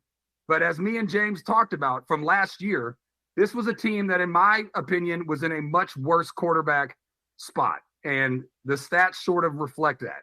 They won sort of despite the quarterback play. And I'm not saying that all of a sudden Isaac Wilson will be, not that a lot of people talked about Cam winning the Heisman, but he's not going to step in and be Cam. Nobody's going to ask him to be Cam. They're going to adjust the play calling to his specific set of skills, if I may go Liam Neeson on you. So I think he just needs to be good. We talked about just the complete patheticness, let's just call it that and be frank, in the red zone last week with 7 trips inside the 30 and only 1 touchdown. But I think you were dealing with, again, Isaac Wilson's not better than Cam, but Isaac Wilson is better than what Cam was last week, in my opinion. So I think that there's a chance that it could be option 1. Now, what I went with was number 2. Coaching will get us through. Because, again, I think they're in a better position than they were last year. More weapons on offense, guys returning on defense, and I believe in the coaching staff to get the best out of their players. And I would guess, I'm not going to speak for any of them, but I would guess that they are hot about the last 2 weeks, both with what they saw on the field and probably taking their own ownership on how they did coaching-wise. And I don't expect them to continue to make mistakes on that end if that's how they view it. They're going to correct whatever they thought their flaws were over these past 2 weeks. But let's see what the people say as I go to the poll. Again, at Zach Sports, ZAK Sports on Twitter, at ESPN 700. All right, here we go. I'm finding this out in live time, James. Okay, leading the pack? This is shocking, James. Leading the pack, unless my refreshing of my Twitter app, I'm on my phone now. I'm usually on my computer. But leading the pack at 43% is Mackay, Keithy, and Singer. I did not expect that. That was when I was putting the list down, that was the 4th. I mean, I listed it 4th on purpose. Maybe I should mix it up so people don't know that in the future. But that was like the 4th one that I came up with. I didn't expect that to lead. And then, this is really shocking. Isaac Wilson being the truth is second at 30%. Defense will carry us is at 16%. And the last one, which is the one that I chose and James chose too, is coaching will get us through at 11%. James, are you shocked by these results, or is it just me? I am a little bit surprised. Now, when you talk about Mekhi Bernard, when you talk about Brant Kuithe, when you talk about Dorian Singer, other than Cam Rising, and even you could even argue maybe including Cam Rising, those guys are going into the season, they were looked at as the most talented players on the team, on the offense especially. Cam being one of the four there in some order there. So, you know, in hindsight, I'm like, okay, those are maybe the best three players on offense, certainly left for the rest of this season.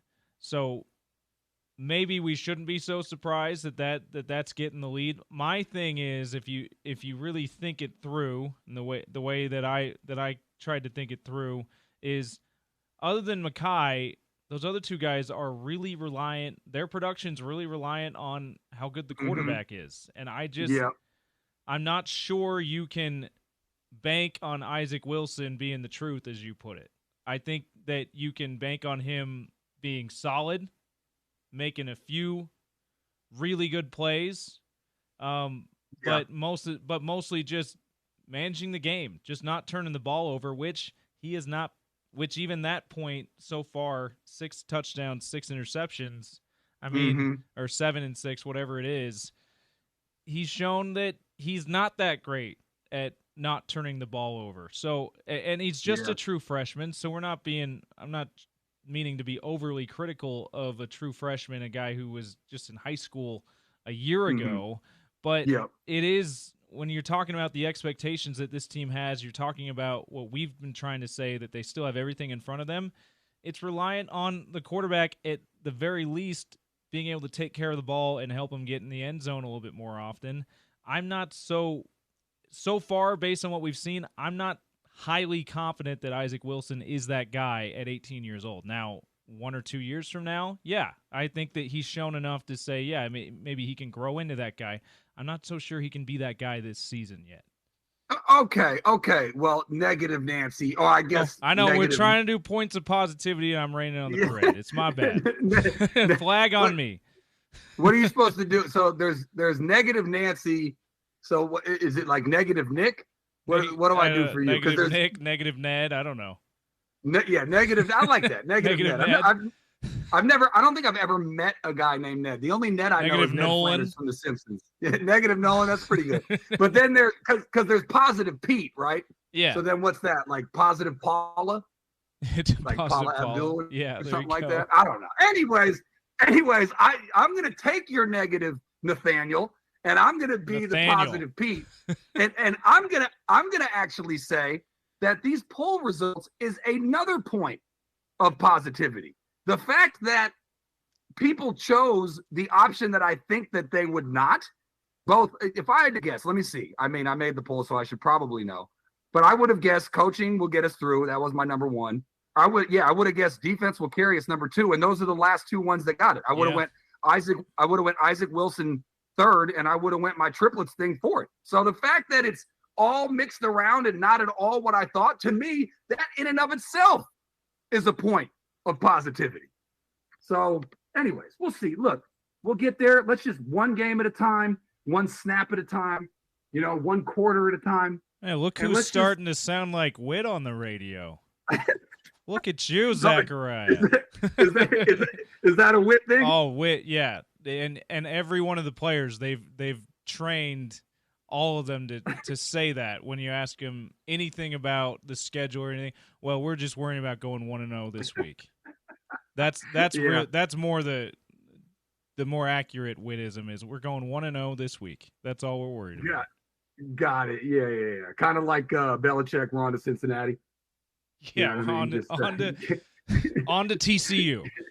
On to TCU. Can't look back, can't look forward.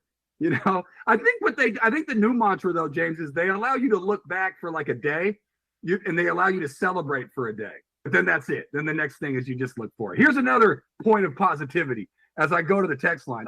Now keep in mind, all you listeners, I read the negative ones and the positive ones. But here's a point of positivity, which I thought just might be my friend because it's from California. But then I scrolled up on the other stuff that he had texted in. So this guy clearly lives in Utah. And he said, "Hey, Zachariah, really enjoyed your show yesterday. Outstanding interviews and very good content and insight. Help me get to acceptance on your points of positivity scale. Don't be too hard on yourself. Looking forward to hearing future guest appearances on the OC show."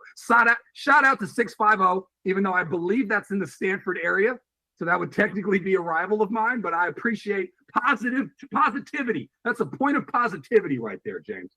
That's what I'm talking about. All right, man. Coming up next. We love our listeners being positive about our guy Zachariah and all of our hosts here on ESPN 700, home of the Utes. Absolutely. And I also, to be fair, I do read the negative ones if they're clever. If they're just downright mean, I don't read them. But I am like the Jimmy Kimmel or whichever late night mean tweets. Mean tweets. Those are really fun to read. Some of them are really clever. They don't read like if you're going to just be really mean, then you're not going to get any love. If you're cleverly mean, I'll give you some love. All right, coming up next, a quick segment, Fun in the 50s. We'll get into that. And then the top of the hour, we will listen to, you hear what he said? He said, outstanding interviews. So we have some clips. My right arm, James, back there in the studio was kind enough to cut up parts of my interview with both, should I say, star running back, Mekhi Bernard, and then also obviously the OC that we've gone over and over about in terms of red zone issues and stuff like that. But we were moving forward with him. And man, that guy's all business, James. I got to be honest. I think that's the first time I was scared in an interview. Ludd doesn't mess around. Now he's not mean. He's not mean by any means. No, to the media, but you can tell right away. He's like, I'm just here so I don't get fined. I'm gonna stick to business here. He was all business. I think maybe during the interview he was thinking about like a scheme or a play that he was going to run on Saturday. It probably was, man. The way he answered that. You tried to get some insight from an offensive coordinator about Nathaniel Hackett's situation getting demoted, and he's like, I don't have time for anything but Utah football, my guy. It was incredible. He was thinking of a new play or something during the interview based off of that. Just how all-consuming Utah football is for him, and that's what you want out of an offensive coordinator for sure. Yes, 100%. And he didn't say this, but you know what he was thinking. He kind of said it. He basically said, "Do you think I honestly have time to be worrying about what's going on in New York with the Jets offensive coordinator? Like, all I'm focused on is Utah football." I was like, "Okay, my bad. I was just because it was an offensive coordinator. I figured it wasn't happening."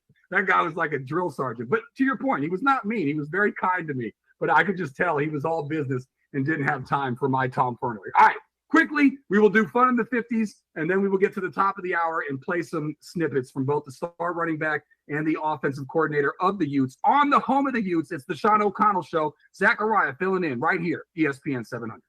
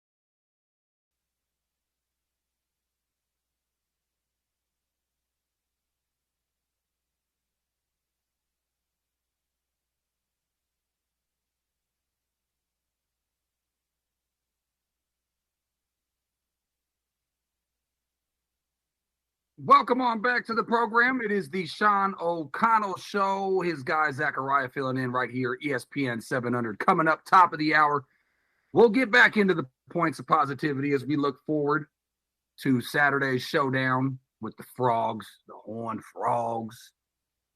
We'll do that. We'll play some of the interviews from yesterday with both the offensive coordinator and the star running back. We got some short clips. More positivity as we try to look forward, putting the Cam injury behind us. And do not forget, Spence will be live at the Intermountain Snowmobile Expo tomorrow from 2 to 6. Join him at the Mountain America Expo Center in Sandy. What exactly is that, James? Forgive my ignorance. The Snowmobile Expo or the Yeah, it's a winter expo, so snowmobiles, for example, other ATVs nice. And other snow gear will be Awesome. on display at the Snowmobile Expo. And yeah, that's at Mountain America Expo Center in Sandy starting tomorrow. Yeah, skiing very underrated. I skied as a kid. Skied sounds weird. That is the past tense of skiing, though, right? Yeah, I skied. Yeah. I feel like it should be something else. It sounds like it's improper English. Also, not But just yeah. skiing, snowboarding too. They'll cover both of them there at the Snowmobile Expo. Well, you led me to my point as we do fun in the 40s, fun in the 50s here on ESPN 700. Skiing I can do, even though when you're 6'6", like I'm terrible at ice skating. I don't know how I'm able to ski, but I can ski, maybe because I did it when I was younger. But I tried snowboarding. Oh, my God. Much Never harder. again.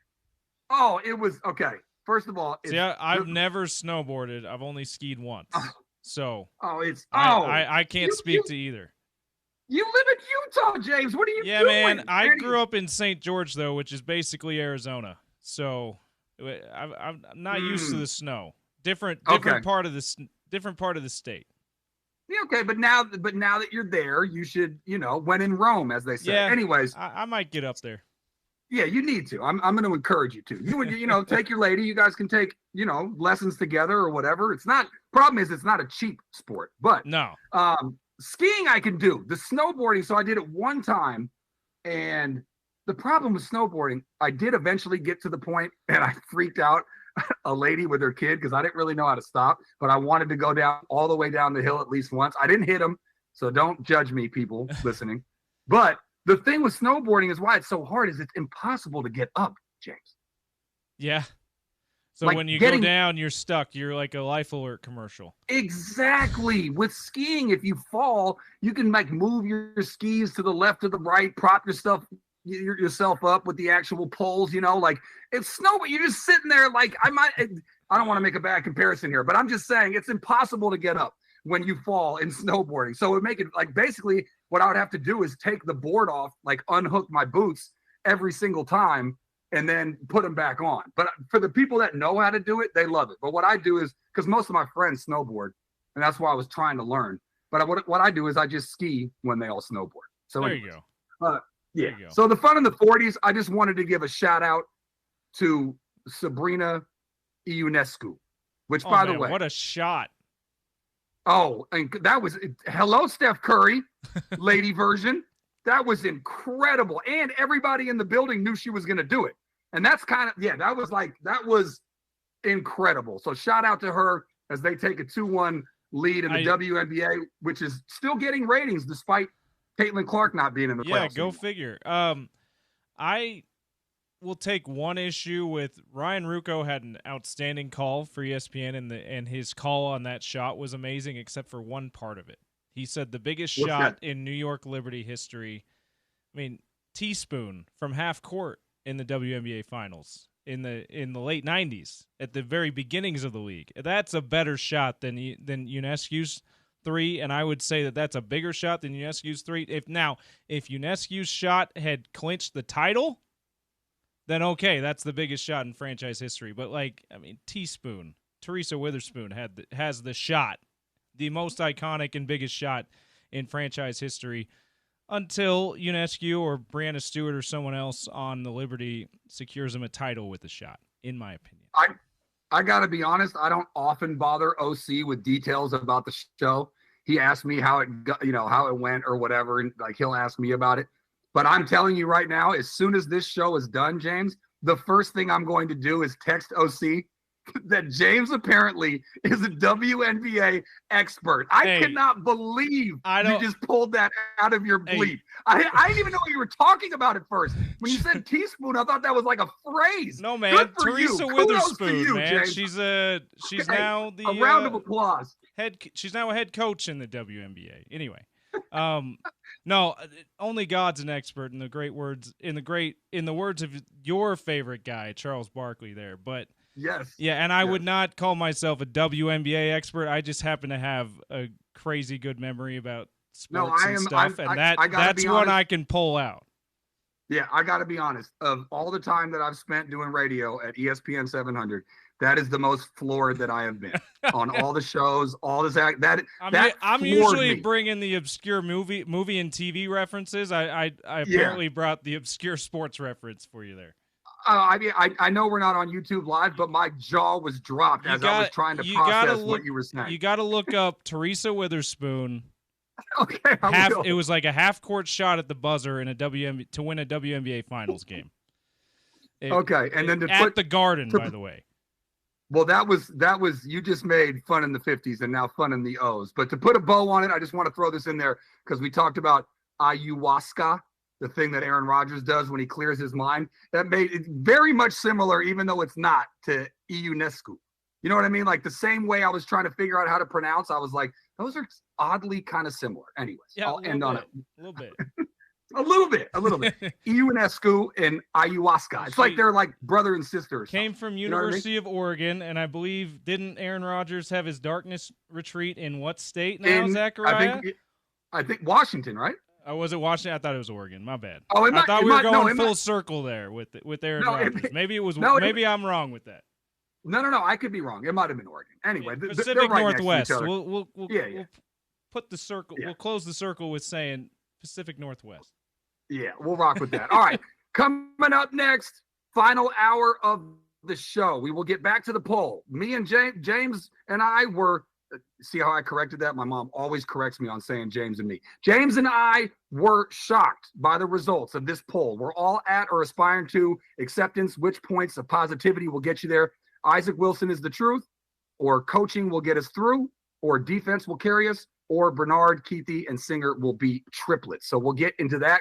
Go back to the results, see if they've changed at all, and then we will get into playing some clips from my interviews yesterday with now star running back Mekhi Bernard and also offensive coordinator Andy Ludwig, trying to give you more points of positivity as we get closer and closer to the weekend. We'll do all of that next. You're listening to the Sean O'Connell Show. Zachariah filling in right here, ESPN 700.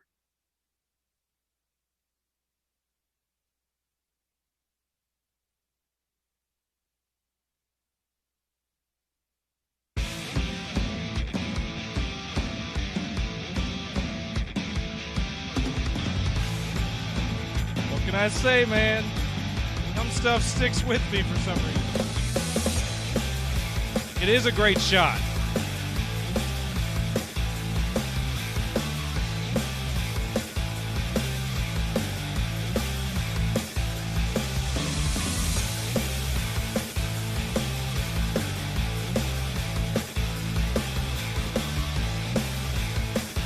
Yeah, I'm pretty much the same. I just remember a few things from the beginning era, like that shot.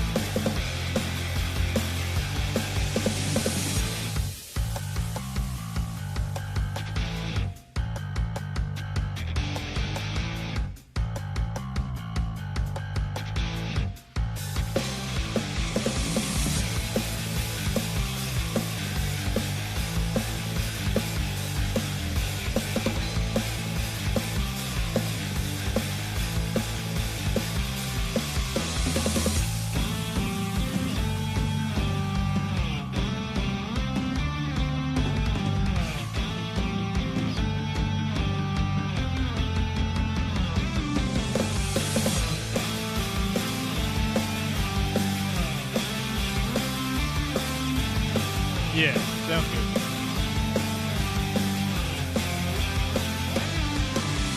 I can just listen closely. This is good.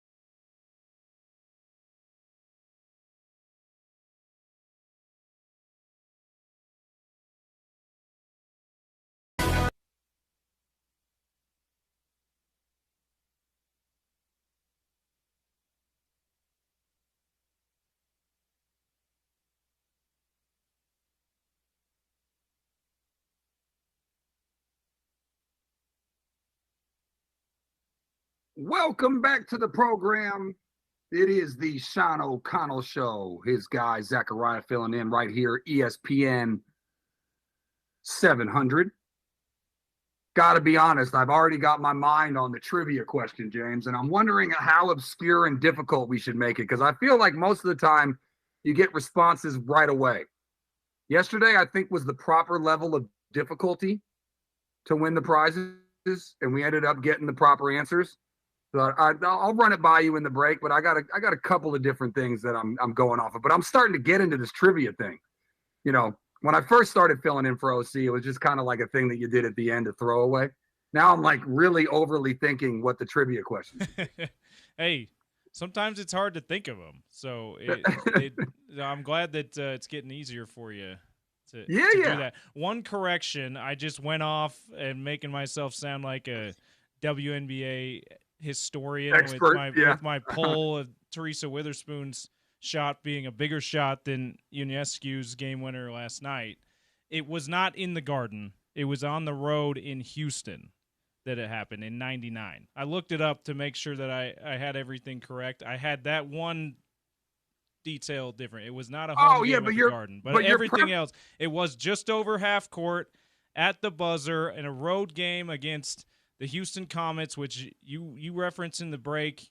You know names like Cheryl Swoops. Well, it's because that Houston Comets team won the first 4 WNBA championships. And so they were going up against the titans of the league at that time, the league's first dynasty, and Teresa Witherspoon stole their hearts in Houston with at least one of those games in 99 with that great shot. Yeah, well, you're being too hard on yourself, because it's still – he didn't say in the Garden. He just said for the franchise. So it doesn't matter that you got where they right. From. For accountability and integrity's sake, I thought I'd come in and correct myself, at least that one detail.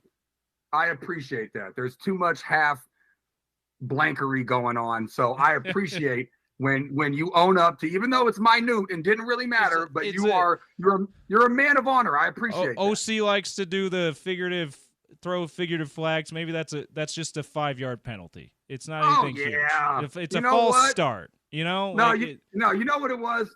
The flag was thrown and it got picked up. That's what it was. Yeah. That's how minute that whistle.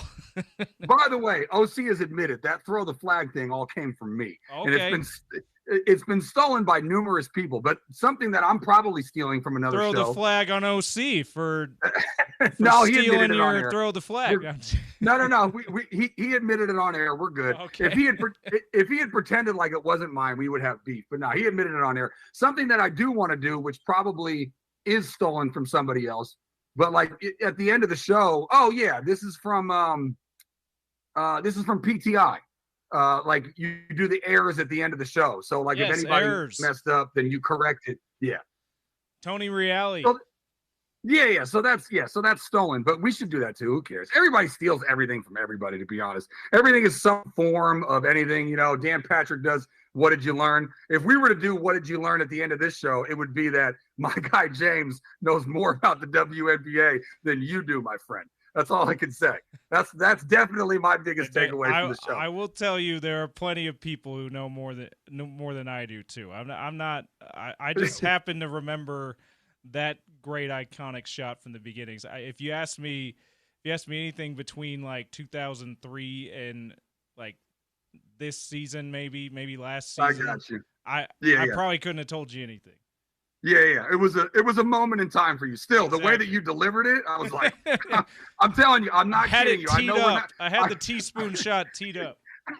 I'm telling you, I know we're not on YouTube Live, but if we were, you just would have saw my mouth drop for like 5 seconds. But anyways, all right, let's get back to the Utes, people, and let's get back to points of positivity that we've been preaching not only yesterday, but today. Yesterday was sort of the transition day, okay? OC held down Monday and Tuesday. It was I think he did a great job of not being too down in the dumps. He was very realistic about everything that he talked about. Tuesday was like the official news, and he sort of put Cam's place in Utah Utes football lore in perspective, which I think is the proper way to go. And then I tried to pick up the baton on Wednesday, do a little bit of what he did for Monday and Tuesday, and then move it into the week as we get closer to Saturday.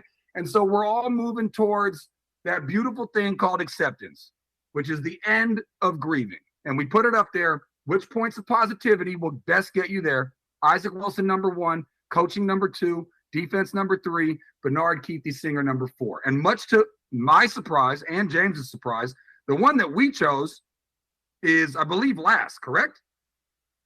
Yeah, coaching. Let me refresh the results. But last look, coaching was just a couple percentage points behind defense carrying. Let's. Okay. Yeah, that's still the case. About 13% says coaching will get us through. Defense will carry us about 15%. So it's close for the final 2, but people believing in this offense. Yeah, which is interesting for Utah football. Yeah, it's also funny because you did make a good point where if Isaac is going to be the truth, then a lot of that, Keithy and Singer are going to be the beneficiaries of that, but it's probably going to be more that he's the truth. I guess maybe throwing in Bernard in there, maybe put it over the top because his output is not directly affected by Wilson. So maybe like having all 3 of those, they're like, oh, you're giving me 3? You're giving me the star wideout, the star tight end, and the star running back? I'll roll with that one. Maybe that was it. I don't know. But as I said and revealed when I was putting the list together, that was 4th because that was the 4th one that I came up with. Now I got to mix them up so that people don't pick up on that. You know what I mean? So anyways, you can vote on that at ESPN 700. I'm at Zach Sports, ZAK Sports. You can always text in 877-353-0700. Again, the Dish Pros text line and call in line, 877-353-0700. Well, I was oh, by the way, I got an insult from the text line that was not really good, so I probably won't read it, but I'm just letting the people know that I did see the negative text. Does that count, James? We see you out there. Yeah, we see you. We appreciate your feedback. And if we had the video up on YouTube, on our YouTube live stream, we're still on YouTube Live. We just don't have the video of Zachariah. You'd see him writing that name, that phone number down on his list. Yeah, you know what? By the way, see, I said I was only going to peel the curtain back a couple of times, and I've only done it once. I think we did it at the beginning of the show. Here's another pull back the curtain into the industry right here. Is that I know hosts. And I'm talking about prominent hosts that will literally, and I've never done this in my life. I have never texted or called anybody that's ever called or texted in. Not one time in my life. But I know big names that have done that and make no qualms about it. Like, we'll just call straight up and be like, what's up? This is so-and-so. I saw you said this. What's up? I'm like, why would you bother yourself with doing that? And they're like, well, I just, they said something, so I want to respond, see what's going on. And they were like, 9 times out of 10, they're like, oh, I'm sorry, I was just messing around. But like, literally, people will do that. I will never do that, just so you know. So you can call and text and say whatever you want. I will not do that. But it happens, James. Do you know anybody that's ever done that? No, I don't know anyone personally that's ever done that. That's wild behavior. Yeah, it's pretty ridiculous. I only know a couple, but they were bigger names than you would think. All right, let's move on as we go to the points of positivity. And again, I want to point out, no pun intended. You see what I did there? I'm an artist, James. All this just comes to the dome. I want to point out, though, that one of the points of positivity is that the results did not come back the way that me and James thought, because that's a good thing. Like, if I were to say, here are all the qualities, and this is what I think is number 1 and number 2 and number 3 and number 4, and then the one that's number 4 comes in as number 1, that's a good thing. That means that there's a lot of good things. Like, if it was just landslide, right, James, and everybody just voted for what we voted for, the coaching, then you'd be a little bit more concerned, because then you'd be worried about Wilson. You'd be worried about the defense. You'd be worried about the triplets. But the fact that it's coming in different than how we feel makes me feel way better, because it means we have more options to get to saving this season. But I did a couple of interviews. One of the persons on the text line, one of the people on the text line was kind enough to say that I did great interviews. I tried my best. I tried to break down Andy Ludwig. I failed, but I don't think that he hates me. I think if he sees me, he'll greet me with a handshake and a smile. I'm going to win him over one day. I'm going to get him to break and smile. I can see that guy like not smiling outside of like certain hours, like 6 a.m. to 6 p.m., no smiling. And then maybe he goes home and then he watches a TV show with his family and then he laughs. But in between those hours, no smiling, James. But we talked yesterday with him. And let's start first, because in case people were not listening yesterday, I do think that a poignant question about that game on Saturday was the fact that they kept Cam in after halftime. Because remember, he went into that game with a hurt hand. And very early in the game, he had a hurt leg that we now know was season ending. So they were in that game at halftime. Was there any discussion about pulling him at the half?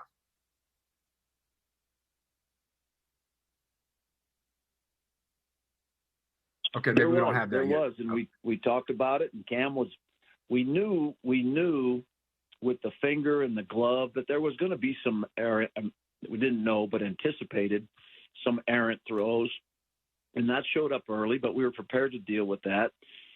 Cam said he was good to go at halftime. His leg, he could play through it.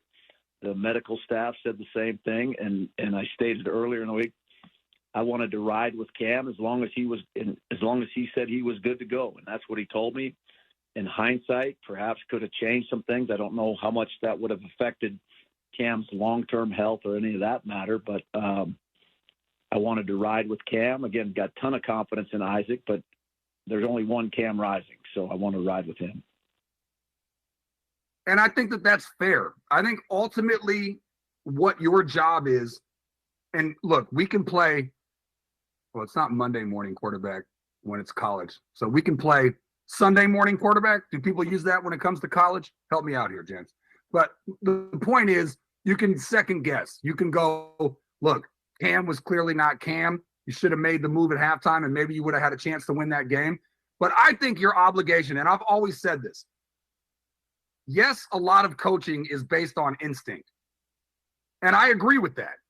But what I agree with more than anything else in the world, James, is medicine.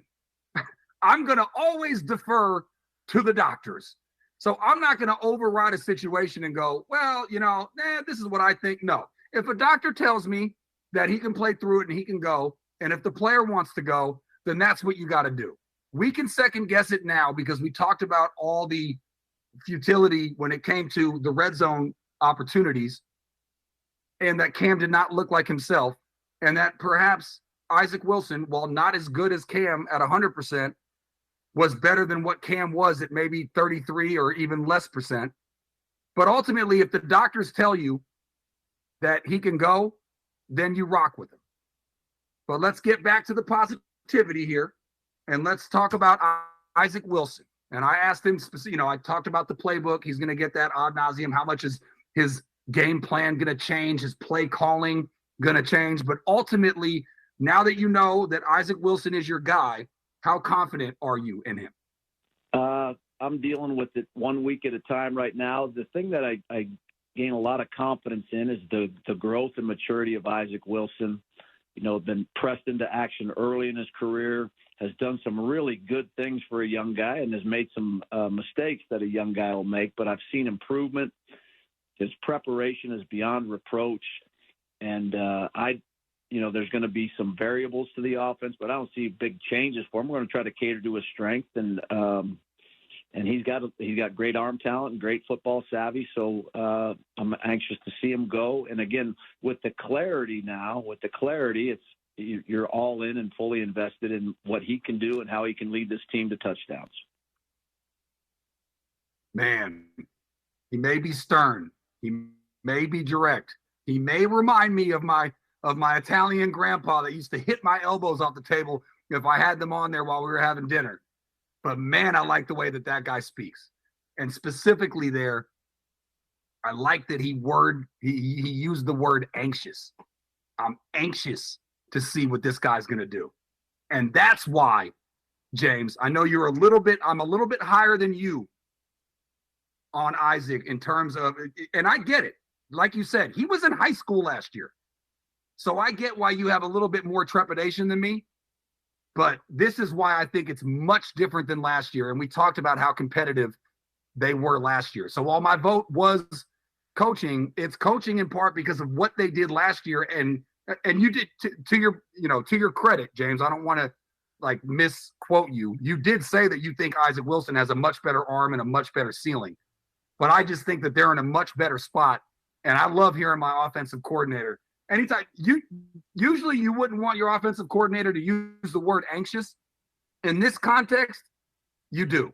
And that got me fired up. And he's had a whole week to plan for this.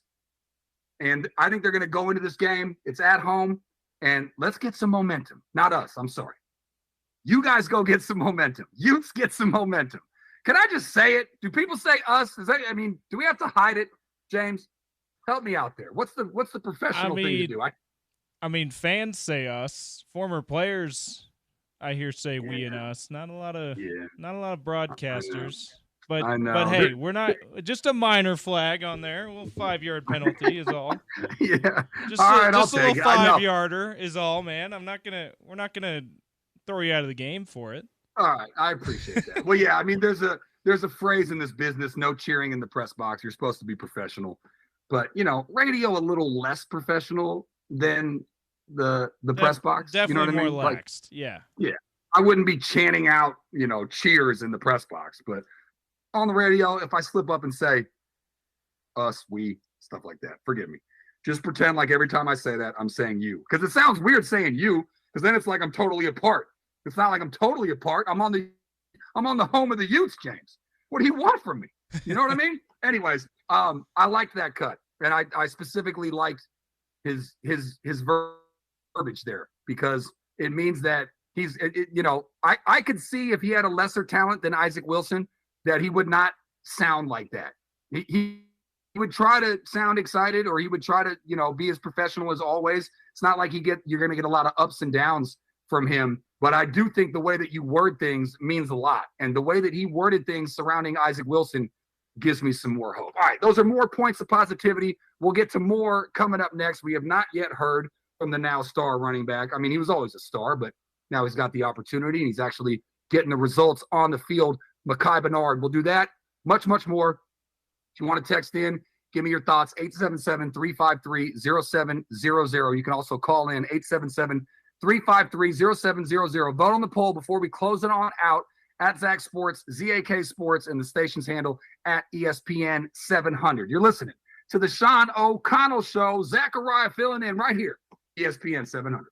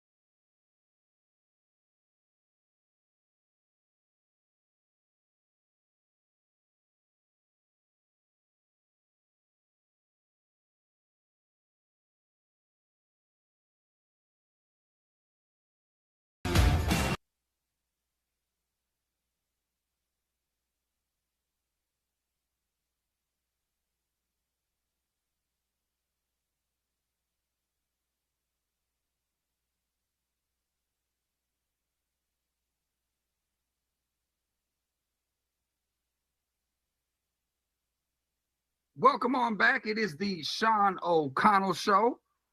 This guy, Zachariah, filling in right here, ESPN 700. About a half an hour left in the program.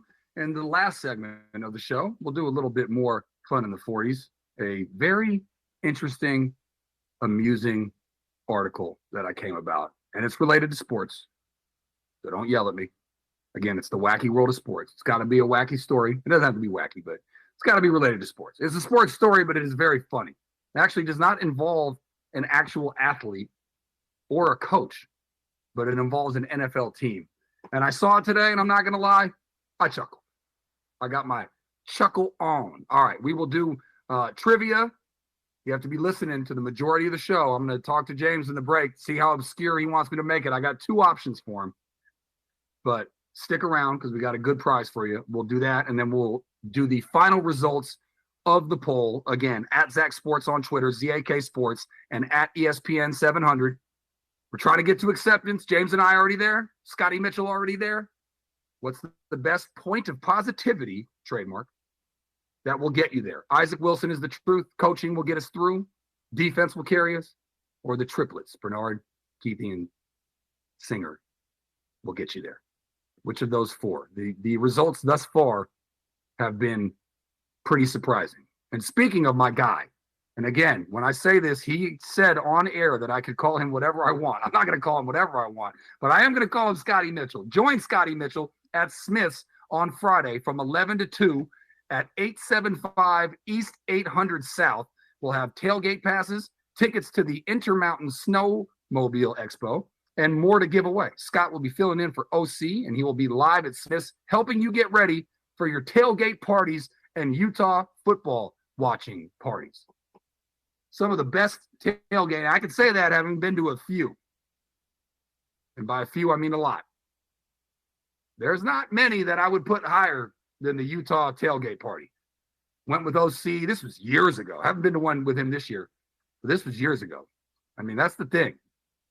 They can tailgate out there. You guys know how to tailgate. I'll tell you that. I had a great time. So, yeah, join Scott Mitchell tomorrow, 11 to 2. All right, we're going to get into some more quotes from my interviews yesterday. I played you a couple from offensive coordinator Andy Ludwig, but let's get to now star Mekhi Bernard again. As we've been doing, we'll go a little bit in the past, and then we're going to move forward with the points of positivity.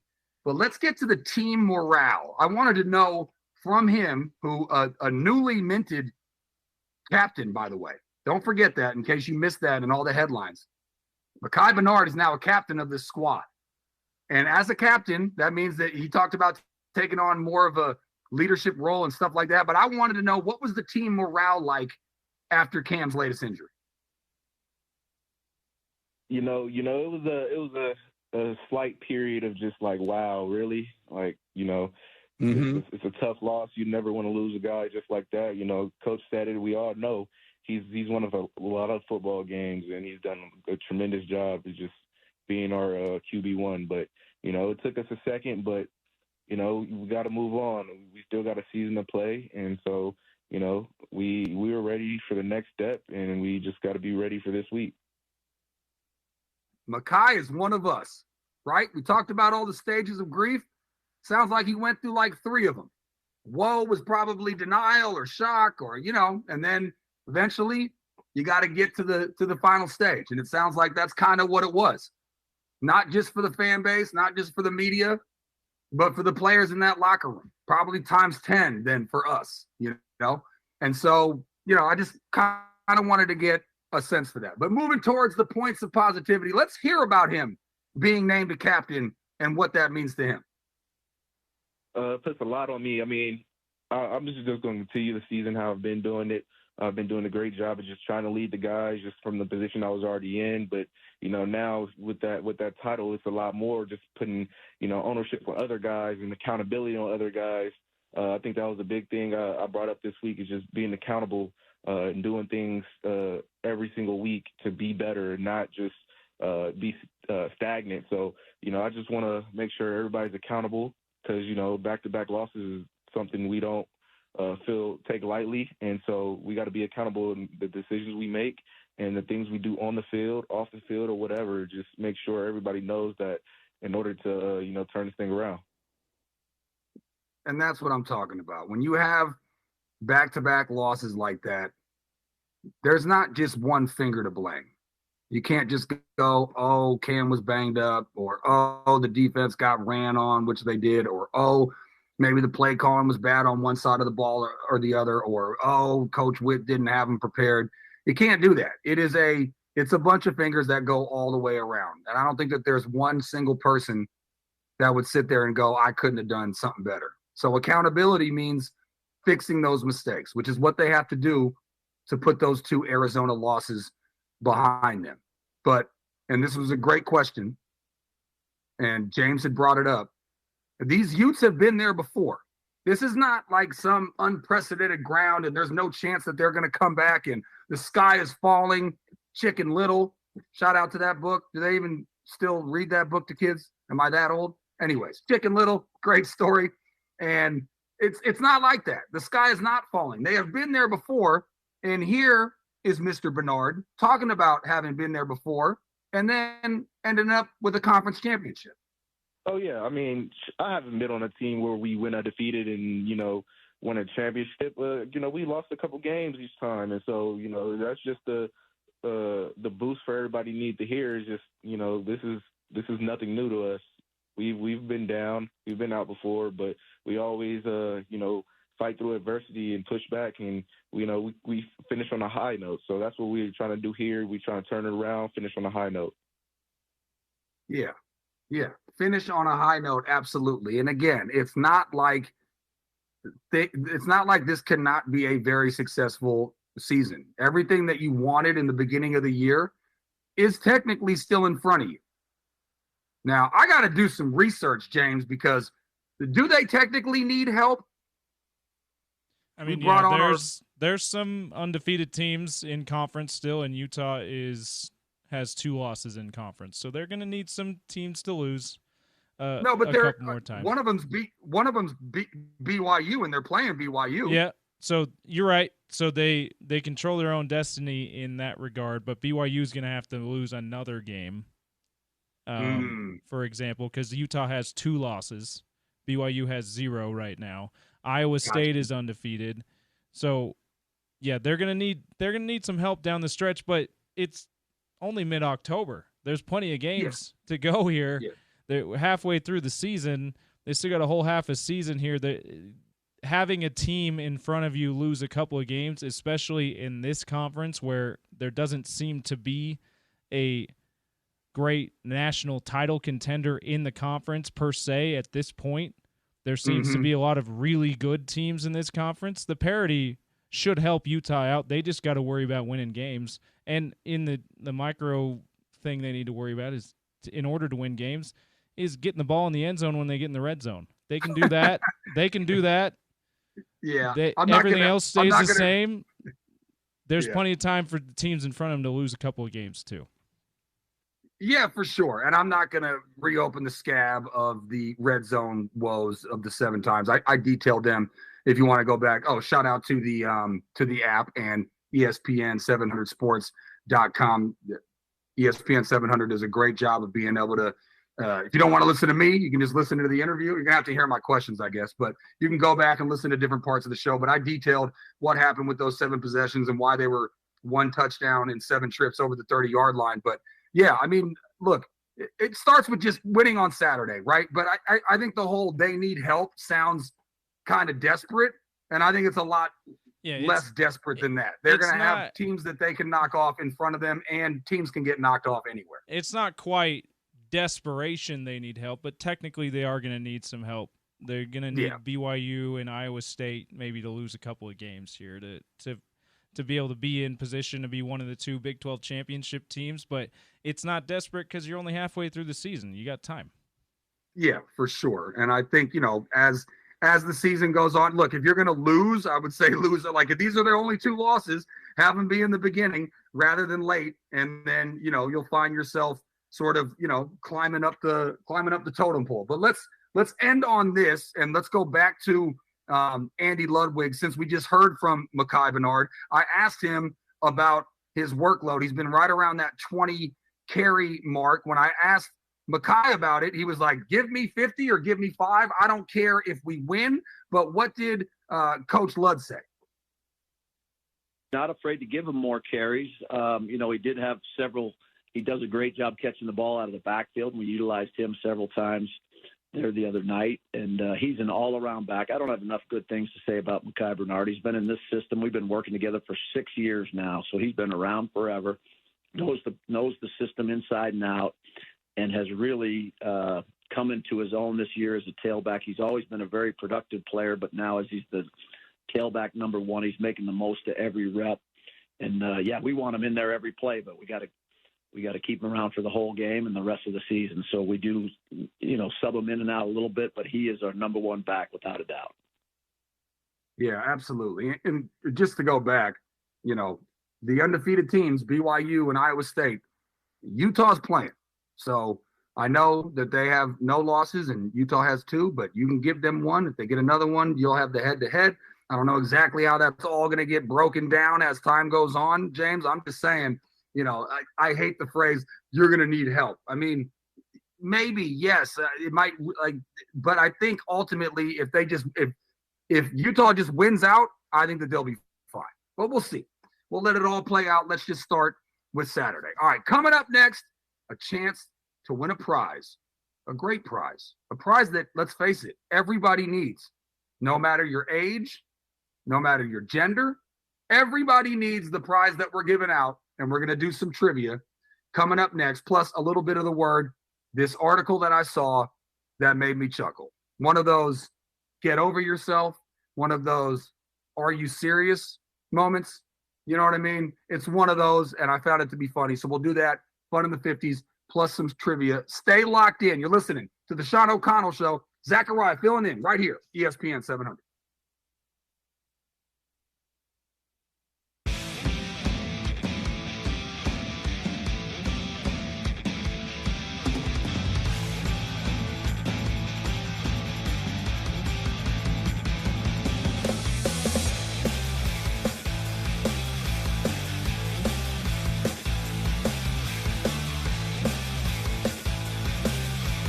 Yep.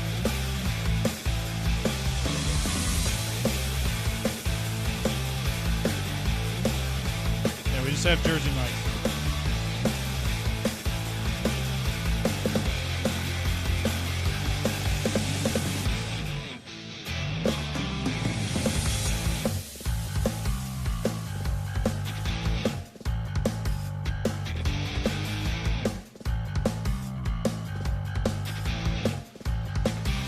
Yeah, whatever's on there, you gotta say it.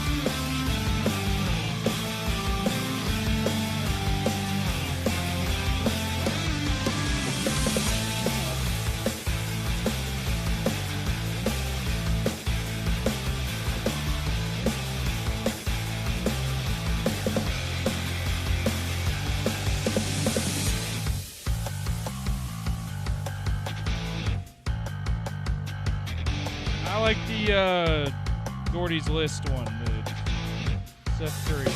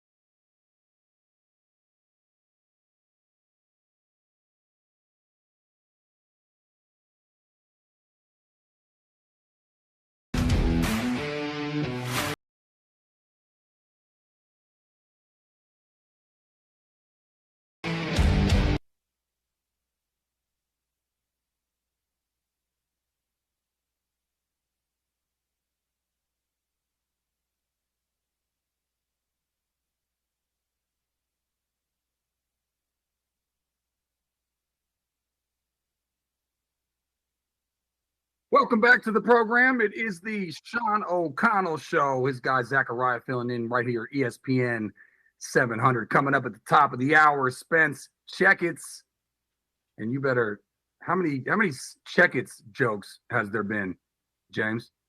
Like, check it, check out Spence, check it, check it Spence. You know what I mean? You might be the first that's tried to do that, honestly, in my time. The worst to do it? No, the first. Oh, nobody's made a check it joke? Not like that. Oh, I'm shocked by that. Well, anyways, check it, Spence. I don't have the what's the remote information on that? It's not in my not on my thing. Sorry, he was on remote yesterday. He'll be on remote again tomorrow. He's in studio today.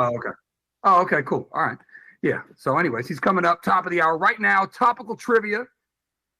You get the chance to win 2 Jersey Mike's gift cards. I ran my 3 options by the producer extraordinaire, James behind the glass over there. And he said that the best one that I came up with was we had our guy who always does a list, mind you, always does a list. We know very well that Gordy is known for his list. He does it at the end of every segment. One time I think I forgot it. I got scolded, and I will never do it again. But this list was straight fire. He'll let you know if you forget, man. He loves putting together his list, puts a lot of time into it. So, yeah, this one was really good. Yeah, I mean, I think I've only interviewed him a couple of times, maybe 3.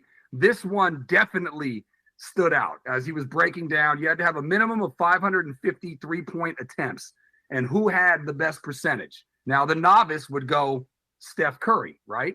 No, he made a list of 12, and Steph was actually 12. Now, in order to win the gift cards, you have to text in at 877-353-0700. Text in at 877-353-0700. Who was the surprising member? I believe he landed number 8, but above Steph Curry, who was the most surprising member of the list? Should I give a hint or no, James? No, I think that's the most surprising of the list. I like that. All right. I'll give no more. Who were you most surprised by? Who was Zachariah most surprised by? We talked about. There you go. Right okay. On the show. Okay. Yeah. There you go. Who was Zachariah most surprised by? Yes, to be narcissistic. Who was I? I don't care who you talked about it the segment after. If you're listening in the 11 o'clock hour, you will know. Yeah, you'll know the answer to this question. Yeah, for sure. And you even weighed in on this particular individual, and then we had fun. Yeah. That's enough. They should get it if they were listening. But anyways, go ahead, text that in. Win yourself 2 Jersey Mike's gift cards. And this final segment of the show is brought to you by Warner's Ineos Grenadier. Want to elevate your drive? Demo the all-new Ineos Grenadier today at Warner, located on the corner of 2400 South and 5600 West in West Valley. Browse online at WarnerIneosGrenadier.com. Did I mess up? That's applause. Ineos. That's applause on the pronunciation, my guy. Great job. You can tell.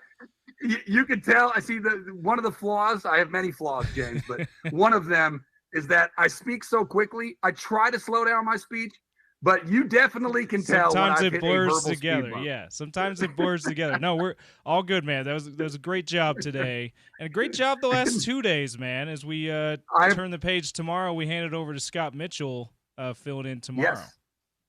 Yes, check him out on remote. Absolutely, yeah. And thank you to you for making my job easier.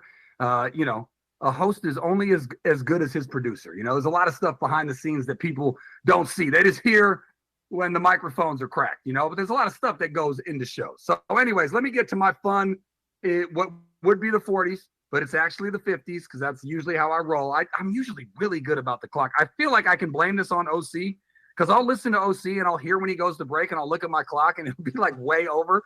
So I'm chalking this up to him being a bad influence on me. But just quickly here, this story just made me chuckle. Hopefully it makes you chuckle. Jets superfan, Fireman Ed, says that the team is phasing him out at MetLife. Okay. Now, doesn't that almost sound like a story out of The Onion? Like a made-up story? A super fan is being phased out? No, this is very serious. Ed Anazzalone, more commonly known as Fireman Ed. I'm sure all you guys have seen him. He wears a fire hat. And he's a big part of Jet home games, and he leads the chant, Jets, Jets, Jets, Jets. Seriously posted a video saying, quote, I don't know exactly what's going on, but they're phasing us out. I'd like to know if someone knows anything. Please let me know, because it's evident that it's happening and it needs to stop, because we need home field advantage. Last night in particular, although in the Denver game also, last night in particular, we scored a touchdown, and normally a tradition, we're always put on the screen. Anzalone said, referring to himself and two other Jet superfans. We do the chant, we do the Jet chant to get the crowd going, which is a staple in Jet Life Stadium. Something is going on, so please let me know if you know something. I mean, look, I'm all about mega fans. I appreciate mega fans, no matter what the sport is. If you are that passionate about your squad, God bless you. I consider myself to be a very big fan, not to that extent, but dude, ultimately, like, you're not a fabric of the organization. You don't get, I don't know, maybe they pay him. I would doubt that they pay him. I doubt that they give him free tickets. But the point is, you cannot get to the point as a super fan that you take yourself that seriously, that you're sending out like a SOS. What's going on? They're phasing me out. If anybody knows anything, let me know. Like, that to me is just laugh out loud funny. And truly the embodiment of, do you know what fan is short for, James? Fanatic. There you go. That is the embodiment of fanatic, to really think that you're being phased out and actually making headlines.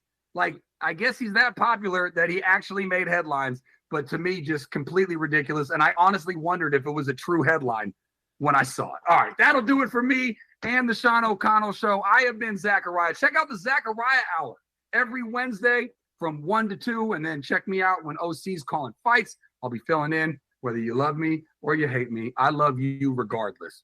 And that'll do it for me. Follow me on Twitter also, shameless plug, @Zach Sports, ZAK Sports. Coming up next, it's The Drive with Spence Checketts right here on ESPN 700.